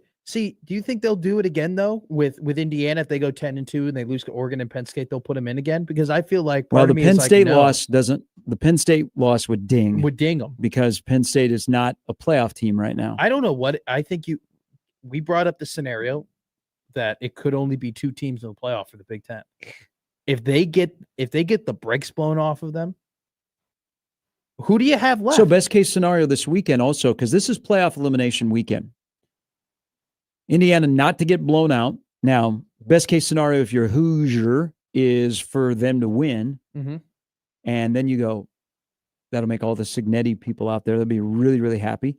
Best case scenario for the playoff from the Big Ten perspective, Michigan or USC? Michigan. Ohio State or Illinois? So Illinois, I'm so glad you brought that up. Illinois, keep it close. Because Illinois, very like Now, Illinois can't lose the game and still think they're going to be in the playoff. they can go 10-2. Okay. They can go if they keep it close. 63-10 looks pretty bad. No, but they've been playing some really good football. And if you look at the stats, like Beatty's been one of the best wide receivers in the Big Ten. Luke Altmaier statistically is one of the best quarterbacks in the country. They looked really good against Purdue. They played really well against USC. If they keep it close against Ohio State, they would need that USC win to age well. Yes. And it may not. They don't play enough good teams at the end of the stretch, though. Washington, Rutgers, Maryland, Wisconsin, Northwestern. Mm-hmm. You don't think Illinois could you think that bludgeoning from Indiana was so bad that they can't lose another game and say, oh, they kept it close at home against Ohio State? They actually have to pull off an upset, in my opinion. 63-10. It's tough to put a team in the playoff. They got beat 63-10. I think it would be. They didn't get beat by a field goal. They got beat by 53 points. It would be for me. More than likely, they wouldn't make the playoff, but it would have to be circumstantial. But but I think in your answering your question, if we're just going off Illinois wins or US or Michigan wins, it would be a Michigan win for sure, because then the Big Ten will love it when that Michigan versus Ohio State game is a ranked on ranked game at the end of the year. When do the first playoff rankings come out? First Tuesday in November? I believe first so. Night of like college basketball, they come out? First CFP rankings. During that champions thing, usually to do something like that. I don't know. Go to the call. All right. We're going to go to the call. Sorry. Here is Tim. Good morning, Tim. Hey, guys. Hey, quick question. I don't like Cinetti, but do you think he's taking the Arkansas job? No. Or would he go to Ole Miss if Kiffin went to Florida? Tim, thanks for the call. I think Kurt should stay still. I don't know why Lane Kiffin would leave Oxford. That doesn't. Neither do I. He's got a good He gig. will be attached to Florida heavily, but I don't know. Oxford is a perfect place for Lane to be Lane. You go to Florida, the expectations actually change a little bit, even though Ole Miss has been a better football program of late. Well, they become higher. I don't know about Cignetti, man. I think he's wired differently. He's going to get if they get to the playoff again, there will be people come after him. But he strikes me as a guy that it's going to have to be a really, really good spot for him to leave. Sure. Because if he can go back-to-back in the playoffs at Indiana, and all of a sudden in Bloomington, they're going, what do you need? Because they've actually gotten a lot. What they have done. And remember, you're in the Big Ten. So the playing field is leveled. You got a lot of money. Yeah. Now you're at a basketball school that is spending on football, and you've gone to the playoff 2 straight years. You're going to be awful choosy on where you go. And everybody will go. And he seems like the guy that everybody's saying you're going to leave Indiana. Why would you want to stay at Indiana? And he's like, screw you. Yeah. Indiana took a shot on me. And look at what we're doing. And he'll say, I can win a championship at Indiana. And we'll be like, what? I mean, if he strikes me, that personality strikes me. Sure. But money talks. If he ends up beating Oregon, we are in a very weird state of college. Like college football will be flipped on its head. Ooh. I don't think we're ready for that. Well, you'd wake up on Sunday morning and people be talking about Indiana and they'd be talking about Mendoza as now moving to the front of the line in the Heisman. Hey, real quick. That'd be a bizarro world in 2025. This is But I think it's going to be tough for them against Oregon coming off a bye week. Half sarcastic, half serious though. When you talk about Indiana having a lot of money, it pays to have a really nice business school. You know, well, they got Mark Cuban as an alum. It pays to but I'm just saying it pays to have like the Kelly School of Business, which is one of the best schools of business in the country. And you have a lot of people go to that school of business and they end up starting their own businesses, end up being high ranking CEOs, COOs. Like, you know, they might not have the super donor like Campbell, but they have plenty of people out of that school who probably make plenty of money who are willing to be like, oh, here's a little bit for you. They're paying, they're paying him $8.5 million at Indiana. That's wow. I mean, a tough game for them though. But it'd be great for the Big Ten. Oh yeah. That game is tight. And if Indiana pulls off an upset. All right. Steve Sipple is going to join us next on 1620 The Zone.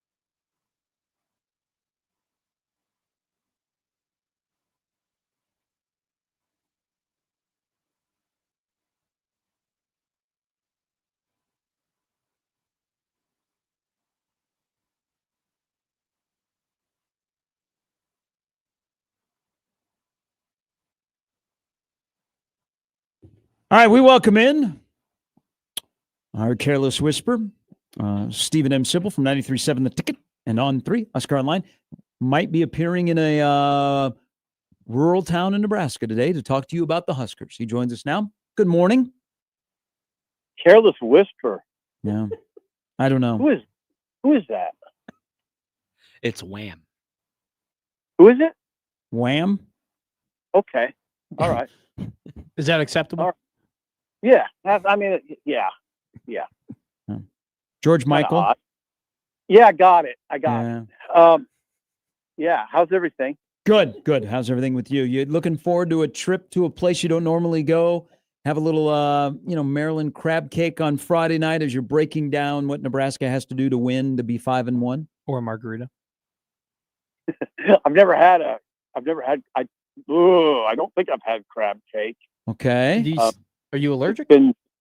No. No, I don't think I'm allergic. Okay. All right. So let's just. I don't know what we're doing Friday night. I have no idea. Okay. So you go out there and you have a true Maryland crab cake. Do you like crab meat? Yeah. Do you like? Okay. Do you like breadcrumbs? Of course. Do you like mayonnaise? Do you like mayonnaise Yeah. and mustard kind of mixed together? Spicy mustard. Yeah, okay. I do. All right. Get yourself some crab cakes. I think you'll like it. That's what that. Okay. Yeah. And they get a mezcal. That's what they say. Nothing goes better with a mezcal margarita than crab cakes. Is that right? Yes. I'm pretty sure that's on it. You can buy that saying at a Bed Bath & Beyond. Well, I love mezcal margaritas, so and I just thought this is very promising. I haven't thought about the trip all that much, to be honest. I'll start thinking about it later. Okay, that's good. When you're on the plane. Hey, just remember to pack a belt. Yeah, I got a belt on right now. It'll probably be the belt I take. Okay, just don't change clothes. You'll be fine. Also, Chad, who is a big Orioles fan and has been to Baltimore many times, he says National Bohemian Beer. Yeah, I probably won't do that. Okay. But thank you. I appreciate it. All right, let's talk about not only Saturday, but then it's a quick turnaround because by the time next Saturday rolls around, Nebraska will play 2 games. 4-1, could be 6-1, could be 4-3, could be 5-2. What is the opportunity when it comes to the discussion about where Nebraska football is in 2025? What is the opportunity over the next 2 games in a short amount of time to do to that conversation, in your opinion? Well, you win. If you win both road games, it'd be the first time you've won back-to-back road games since 2006, which would, I think. Hold on. Wait, Time that's out. wild. Time out. That can't be true, Sip. 2006? That's no way. Look it up. That's what I was told by Sean. And he's probably right. Probably right. is. Yeah, we'll take your word for it. That's incredible. So why do I mention that? Because I think doing, if Nebraska is able to do that, it would enhance the fan base's confidence in the overall operation, and there's value to that. I mean, that's called momentum, and it's palpable momentum, and that means something in a program. It means something to have the fan base energized, and then of course it goes without saying the team energized. So yeah, this is big. This is huge. It's why, I don't really. This is not neither here nor there. I'll just say it's why. Oh, you kind of reacted funny when I said I haven't thought about the trip. I don't really think about the trip, but I think about the game. Okay. The game's big. The trip. Nobody cares what I'm doing. I don't even care what I'm doing. I'm just very interested in this game and the ramifications for the program. So I think Dylan was absolutely spectacular through the first 4 weeks of the season. And that was in part because he was quick with the ball out of his hands. It was at times he was one read and go. There wasn't a whole lot of decisiveness. And then on top of that, he was able to use his feet in the pocket and make some plays off schedule. And then last week, we didn't really see that. I mean, we kind of saw the opposite of that. We saw him knock the ball out quick and miss some receivers, and he wasn't able to be as off schedule. I just want to get it from your perspective, Steve. Are you concerned at all to see him maybe take some steps back in that Michigan State game? Yeah, I don't look at it like he took steps back. I've always, I haven't always, since the Martinez years, since the Adrian Martinez years, and discussions with the quarterbacks coach then kind of changed my outlook on these quarterback conversations. The first question I always ask is what's going on around any quarterback, that Dylan or anybody. What's going on around it? I don't even look at it to respect Matt. I don't look at it like he took a step back. I don't like they won for one thing, and for another they scored 38. Not all offense, but did he make the throw of the game that changed the game? Yeah. Like, I don't know about step back. I watched the game twice. Me and Sean, my dear friend Sean Callahan, we go back and forth on this.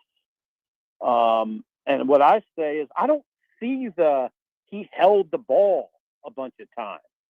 What I see is guys on him a bunch of times and nobody open. And now what?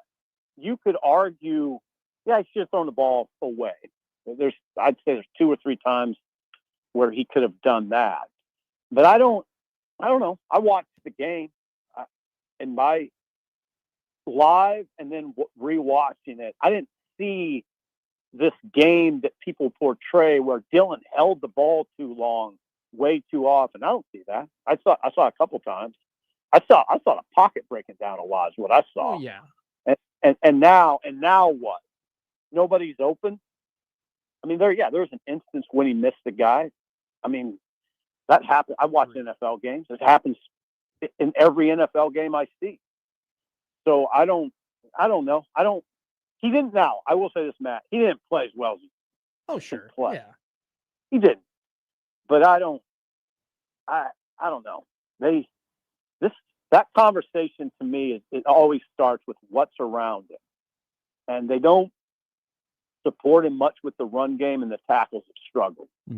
So you don't protect very well, and you don't run it very well. Now they ran it. That's a strange discussion because they did get it going at times, but I just like to see them support him a little bit better. So let's going on the road. Nice to have special teams, not a worry. Defense, you hope it travels, and if it does travel, Sip, this just seems like this is a perfect opportunity for Nebraska defensively to play Maryland. And I know, a lot of the talk is Malik Washington. We're all excited to see him. I think when you hit him, you got to bring him down. He's a big guy, man. He's 6'5", 231. He's only a freshman. I love what they do with him because they know what they have, and they're not trying to take a guy that's going to be starting his 6th game in his college career and say, hey, this is your 25th.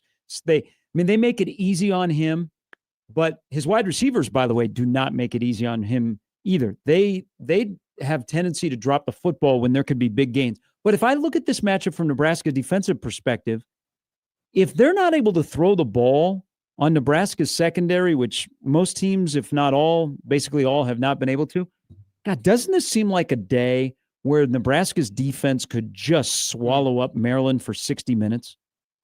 Yep. It's set up pretty well. We always talk about it. You guys it's about matchups often, and this is a good matchup. Nebraska's defense versus that offense would seemingly be a good matchup. Especially now with Winery and McCullough seeming to kind of before our eyes. I guess the simple way would be increase their level of play. They're playing. It looks to me like they're playing better and better, both of them. They are. If I was an opposing offensive coordinator, and you have 15 on one side and 96 on the other, it's a problem, and that's what you have. So no, I guarantee you that that's an issue. And yes, I think you're right. This just seems like that sort of game. Now, you can tell there's I have some hesitancy. It's just natural. It's almost like anything that's presented to you that seems too good to be true, you're automatically skeptical.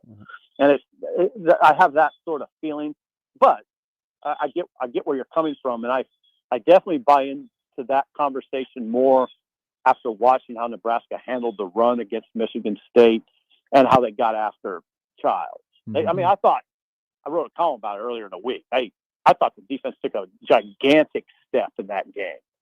And I just want, you know what I want to see, Gary? I just want to see it carry over. Yep. Carry that over, because then I'll really start getting convinced. When you start looking at this matchup, Steve, between Nebraska's offense versus Maryland's defense, Maryland's offense versus Nebraska's defense, I think you can make an argument that they're not going to be a ton of points in this game. At least that's kind of how I look at it. Yeah, I think you're right. You've seen a lot of football, and I'm sure you've seen plenty of 10-7 wins, 13-10 victories, 17-14 victories. Are there any characteristics specifically about teams of the past that you've seen win those games, win those very ugly, low-score defensive games? And do you think that Nebraska has some of those characteristics? I mean, a lot of it, just the simple stuff you see all the time is don't turn it over late. Don't, minimize the turnover conversation. And now special teams, really, Matt, become really important in those. Yeah, great point. Yeah, obviously. I mean, you can't blow it with bad special teams. And Nebraska, God, that special teams conversation has flipped so fast. I knew it would be better. I didn't necessarily anticipate special teams would be as good as it is right now. But all this conversation, I would think a Nebraska fan listening would say, "Yeah, this is good." I'm actually heartened by the conversation, because it seemed like early in the week there was this negative tone where I almost had to remind myself that Nebraska won the game. But I think as the week has gone on, and maybe it's a product of the opponent, Maryland, it seems like it's gotten more positive because people see what this is. It's a great opportunity. Okay. But yeah, I think it could be low scoring. Like 13-10. I don't know about that low scoring, but I could see like a 21-17. And now that I'm thinking about it, I predicted way too high a score. I wish I could go back, but yeah, I think you are looking at a lower scoring game. Okay, so back to something you just said, because Matt and I were talking about this earlier, and this comes from something Rule said about, he kind of said it tongue in cheek, but I think he was being real about it's okay to be positive. Henry Lutovsky's talking about a fan sliding into his DMs, complaining about the O-line. Terry Braden last night said, it's my job. There's a lot of outside noise. Got to block it out. Uh-huh. It's been a weird vibe this week of a team that's 4-1 and won a game by 11 when they could have easily lost the game when they were down 21-14. Are you sensing that kind of they're listening to a lot of stuff on the outside, and it's maybe a pushback, or it's like, guys, we're 4-1? I don't know. That's a good question. This is I think it's a very complicated fan base. It's, the older people have certain expectations of what it should look like. There's this, I still think there's this tendency towards doom. Like you almost have this expectation, this sort of doom, this doomsday expectation all the time, which is natural because you've seen so much of that. You felt so much of it is a better way to put it. So yeah, I think it's hard for Nebraska fans sort of to admit, you know what, they're in a pretty good spot right now. That I just think you can tell even with me, there's a haltingness. I don't want to go full go into it, but if I'm just being completely honest, and I think if Nebraska fans are completely honest with themselves, you just say they should go win this game. And then now they're 5-1. It's getting real now because the Minnesota game's very doable and for a lot of the same reasons. Mm-hmm. And this team, the other thing about it is, and this is the Michigan State game had a big impact on me. The way the line played, the way the front seven for Nebraska played in general. I mean, a lot of the narrative in my mind was I just don't think they're going to be very good up front on defense. Now, I'm not saying they're going to be dominant, but they might be much better than I thought. So how does that change the conversation? Mm-hmm. I'd say it changes it in my mind quite a bit. But again, I go back to what I said. I want to see it. I want to see it again. Yeah. I just want to make sure I saw what I saw. And that's what this game means to me. A lot of what this game means to me is, are those guys up front on defense, can they do that again? because it looked really good to me on Saturday. And again, and against an offensive line with Maryland where they have some continuity, and they've only given up 2 sacks this year. Steve, when you look back and you said you watched the game live and then you rewatched the game, I did as well.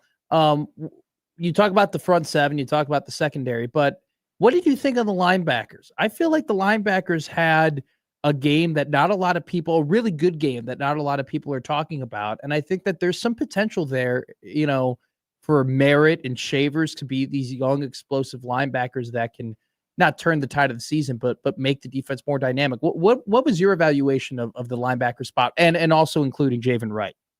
Oh yeah, I mean Javen Wright, I think played his best game as a Nebraska player. I think you got to probably go back to high school to find his. And let's talk about a 7th-year guy. Yeah, He had 10 tackles, 3.5 for loss.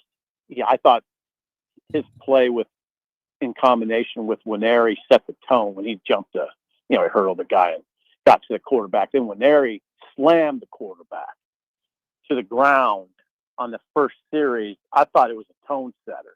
I thought it was Winery sort of saying, "All right, big boy, here we go. You ready for this?" And it was a great moment. And as far as those linebackers goes, yeah, they now Wright led the way. Yeah, he led the way in terms of tackles. The way he graded, that's as high as he's graded since 2023, and he graded better than the line. Shavers didn't grade well, but made some big impact plays like he tends to do. Right, he's an explosive impact player, and that showed up. Merritt, I think, played 16 snaps, so he I think he was out there for the first play. He was. Yeah, they set up in their little 4-3. Yeah, it's a little bit misleading because I wouldn't still. I mean, he only played 16 plays, but sure. Merritt, I mean, he's real.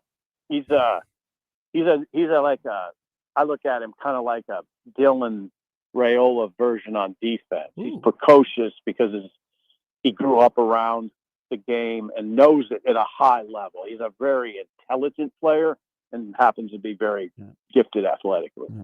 Fantastic stuff, Sip. Safe travels out to the East Coast with you and the boys, and we look to live vicariously through you. You guys are great. I appreciate it. Hey, you're the best. You're the best. Safe travels. Hey, you said something. Hey. Hey. Hey. You said something. I can't believe I ignored this. I didn't see it. You talked about the drops, right? For Maryland. 21. 14.1% drop rate. Yeah, so they've dropped 21 passes. I think Nebraska's only dropped 6 in comparison. So this is where you're going to start. Are we doing PFF? Yeah. Baby. This is one we've already talked about. Do you know adjusted completion percentage? Oh, for God's sake. It is this is valid. This is so valid. Watch ball with my own eyes. I do too, Jimmy. I do too. I do not know. This is where you add in if the drops weren't dropped, what would the completion percentage be?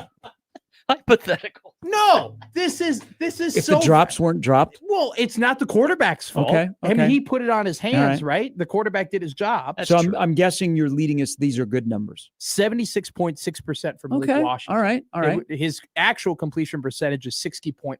Okay. So, I mean, and I could probably go back and look here and compare. I guarantee you 14.1% drop rate has got to be one of the highest drop rates I've seen. Here, drop percentage, it's 4th. The only one higher, Jake Retzloff at Tulane. 18% of the time. Only Jackie Smith wouldn't have dropped that touchdown. Tulane plays tonight. Quick note here. So they've officially announced the Luke Combs Music Fest over in Ames. Yeah. Okay. He is playing at the home of the Virginia Cavaliers football team, home of Iowa State. He's playing at Notre Dame Stadium. He's playing at Ohio Stadium. He's playing at Neyland Stadium. He is playing at Gaylord Family Oklahoma Memorial Stadium. He's playing at Lambeau.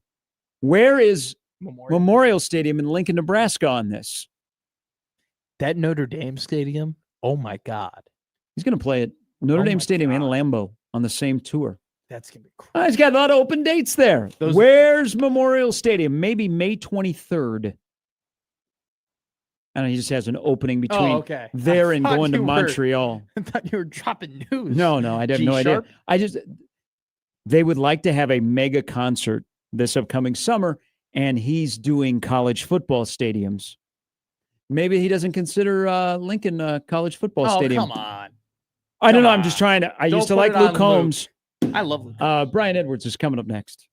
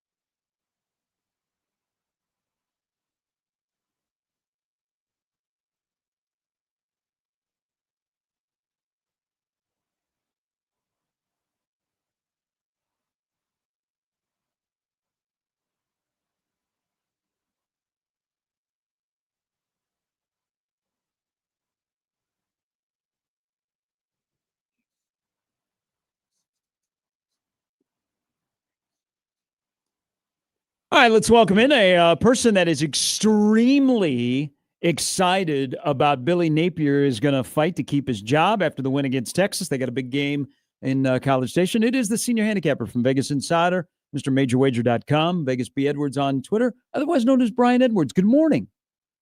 Good morning, fellas. What's happening? Now, what's happening with you and your Gators? Are you excited after what happened in the Swamp and now what could happen this weekend at Kyle Field? I am. Dallas Wilson was the instant impact that most people felt he would be. Unfortunate that he was out the first month of the season, but 111 receiving yards and 2 touchdowns. I think Florida's offense is a whole different animal with him. He's got an NFL body, NFL talent, all that good stuff. And Florida held Texas to 52 rushing yards on 26 attempts, but that was Arch Manning with 37 of those rushing yards. The Texas running backs only had 16 rushing yards on 11 attempts. Elko did cover at home last week, but he's only 3-7 against the spread as a home favorite.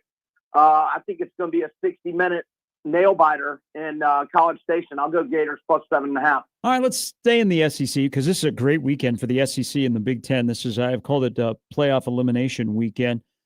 Tennessee hanging around. Now they get Arkansas.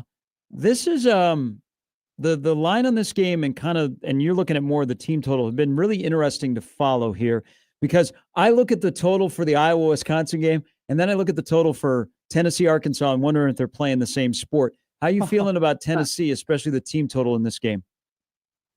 Well, I don't want to mess with the side. The late, great Smoking Dave Koken, a good friend of mine who passed away about a year ago, did Las Vegas radio for many decades. Yes. He always liked to play on the team with the interim coach the first game, and I think Petrino will have those guys ready, but that's more of a offensive thing because I think Arkansas can score a lot of points on anybody.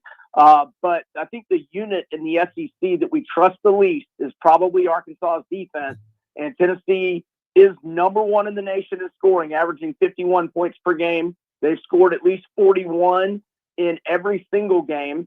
And Arkansas is 16th in the SEC and number 110 nationally in scoring defense. But if you take out the Alabama A&M and the Arkansas State games against Memphis, Ole Miss, and Notre Dame, they've given up an average of 43 points per game, which if we were able to just do that little small sample, that would rank 135 out of 136 FBS teams. Aguilar's playing great ball. I like Tennessee over 40.5 at DraftKings at -120 or 41.5 at lesser juice at FanDuel, but I would like it all the way to 42. I think the Vols probably get 45 or more. All right, let's go to the Big 12 because of the Power 4 schools. Texas Tech has the best chance to go 12-0. They're at about 86%. KU has been good against ranked teams. Might be a bad matchup this year on the road for KU. Texas Tech is rolling. Walk us through the Red Raiders and Jayhawks Saturday night in Lubbock. Yeah, Texas Tech is a machine right now. I'm not against playing them however you want, either first half or game. But Jalen Daniels is playing fantastic at quarterback for KU. So I feel like the back door might be open. So I've made the decision to go team total over rather than lay the 14.5. We wouldn't want to have there be a 21-point lead late and get a backdoor touchdown. So I'm confident Texas Tech gets to at least 42. Kansas has played two elite offenses. They gave up 42 at Mizzou, gave up 37 at Cincy. But Texas Tech's got a better offense than Cincy. In fact, Texas Tech is number 2 in the nation in scoring, 48.6 points per game, number 3 in total yards, number 1 in the nation in passing yards. And I'm going to go Texas Tech team total over 37.5. All right. There's a game that people just watched Alabama play last week, and they're like, well, Alabama's back. They're going to Columbia. This is a very, very intriguing game. Alabama's nicked up a little bit. Mizzou at home. There's a lot of people who think Mizzou are going to win this game outright. How should we handle Mizzou, Alabama, and Columbia? I won't be surprised at all if Mizzou wins. They're in an ideal spot. Alabama coming off the 60-minute war with Georgia. And then after that, they got to go get ready for a big-time revenge game against Vandy, whereas Mizzou has had 2 weeks off. They played a cupcake the week before the open date. This time last week, the look-ahead line at FanDuel was Alabama -6.5. I would have loved to have gotten Missouri at +6.5, but we do not have FanDuel in Florida. Now at 3 or 3.5, I mean, I still lean Missouri, but I want more. I want more points, and the live situation, I would say it's probably 75% of the time you probably have at least one opportunity to get a better number. So I'm going to be patient. Hopefully Alabama will get an early lead. I would jump on Mizzou at +6, but I would run and leap at a chance to get them +7 or better if that position becomes available via live line or halftime, I would like to get Mizzou. Isn't that all we're looking for? Just more points with the same odds. That's all. Yeah, This right? is just gamblers. We just want more, more. baby. Hey, so interesting game tonight. 7.5. The Philadelphia Eagles are favorites against the New York Giants, which makes a lot of sense because Jackson Dart will be his first ever Thursday night football game, first time on some short rest. But you like a prop in this game with the new quarterback for the New York Giants, Brian? Yeah, I'm going to go Dart over rushing yards prop. I've seen it anywhere from 35.5 to 37.5. His first two career NFL starts, he's had 54 and 55 rushing yards. If we go back to his last 5 games at Ole Miss, 47, 50, 71, 77, and 43. So his last 7 starts, he's had 43 rushing yards or more. Let's go over. See, I didn't like when I saw this on your card here, Brian, because as you know, I'm a very big Bears fan, and it is going to be a return to a place that probably ended the Bears season last year in Week 5 out of all the times. But the Bears end up taking the Commanders on the road. They're a 4-point underdog. How do you like it here, Brian? Well, with Jaden Daniels back healthy, the Commanders looked fantastic last week. I mean, they go out west and put it on the Chargers pretty good. And what this team has that last year's team didn't really have is a featured back. And the emergence of rookie running back Ja'Cory Krosky-Merritt has been impressive. 111 rushing yards and 2 touchdowns last week. He's averaging 6.6 yards per carry, 283 rushing yards and 4 touchdowns. Jaden's healthy. And I got to go with Washington laying I shouldn't say very short number, but I got it at 4, but I would be okay at 4.5. I was kind of interested too, Brian, when I saw the line, just as a Bears fan watching all these games, because I thought it would be a little bit bigger, if I'm being honest with you. But I think 4. I think it is a little. It's a little light. It is a little light, but the Bears are definitely getting they're coming off of a bye week handicap here, so that's something to take into consideration as well. Here comes another interesting game. I don't know. I mean, San Francisco, I really like the roster that they had coming into the year, and I hope that they weren't going to get as hurt as they did last year, but that hasn't been the case. And through all of that, they still have been really, really good, even with Mac Jones as their quarterback. Interesting number here. Buccaneers, who are a lot of people's best team in the NFC, they're only a 3-point favorite in this one, B.E. Yeah, I like the Bucs here, -3. San Fran, it does have a little extra rest, but they got to travel across the country. Both teams are dealing with injuries galore, but I think the injury situation is a little worse for the Niners. We'll see how, if they get some guys back later in the week. But and maybe the Bucs will be able to get Bucky Irving back. But even without him last week, great win at Seattle, 38-35. Mayfield is carrying this team. I wish I'd got him at MVP at a better number a few weeks back. He's playing like an MVP. 10-1 TDI and T ratio, and the emergence of rookie, Emeka Egbuka he's playing lights out. 25 catches, 445 yards, and 5 touchdowns. I'll lay the reasonable number at home with Tampa. It's really interesting you bring that up, Ryan, with Bucky Irving being out, because the first couple of weeks of the season, it seemed like they were really leaning on their success rate in the run game with him and White were incredibly high. I feel like last week was kind of the first time they really, really, really had to lean on Baker. And once again, they came away with a last-second win. I mean, his clutch gene is off the charts right now. Before we get to your teaser, let's do one more straight-up game. The Detroit Lions go on the road. They take on the Kansas City Chiefs. Chiefs are laying 2.5 points against the Detroit Lions. Yeah, I mean, there's all kinds of reasons to not back Detroit. They're banged up at corner, but they also have the best safety combination in the NFL. And I'm as long as no more injuries come up, I'm just going back to my last year's mode where I just bet on the Commanders and the Lions every week. I mean, it's obviously dangerous to bet on them at KC. Yeah. But the Chiefs are on a short week. We are getting a couple of points. And I'm going to go with the Lions. Hey, I got a question for you. Do you like horses? Because your teaser would indicate that you love them. Well, I do like the Colts in a teaser, and I do like the Broncos. So, yes, I didn't think about it that way. But, let's go horses. Just bump them down to just have to win outright with Denver and the Colts. Colts being at home, Denver across the pond, but playing the Jets. Brian, as always, thank you, my man. I'll take some of your picks this week and make them my own, and then I'll DM you when they hit, as always. So appreciate you. Have a good weekend. We'll talk to you next Thursday. All right, my man? Thanks, fellas. Y'all have a great weekend. You as well, Brian. That was Brian Edwards of Vegas Insider and MajorWager.com. One heck of a show here today.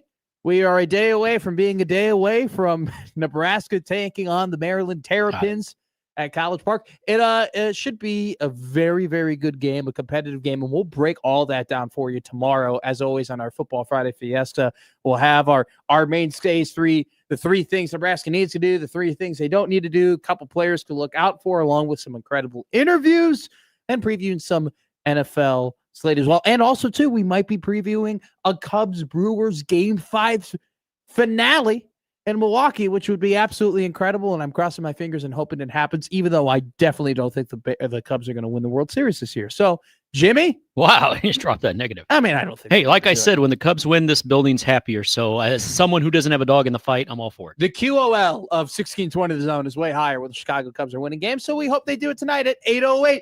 Don't go anywhere. The Connor Happer Show, the crossover, is up next.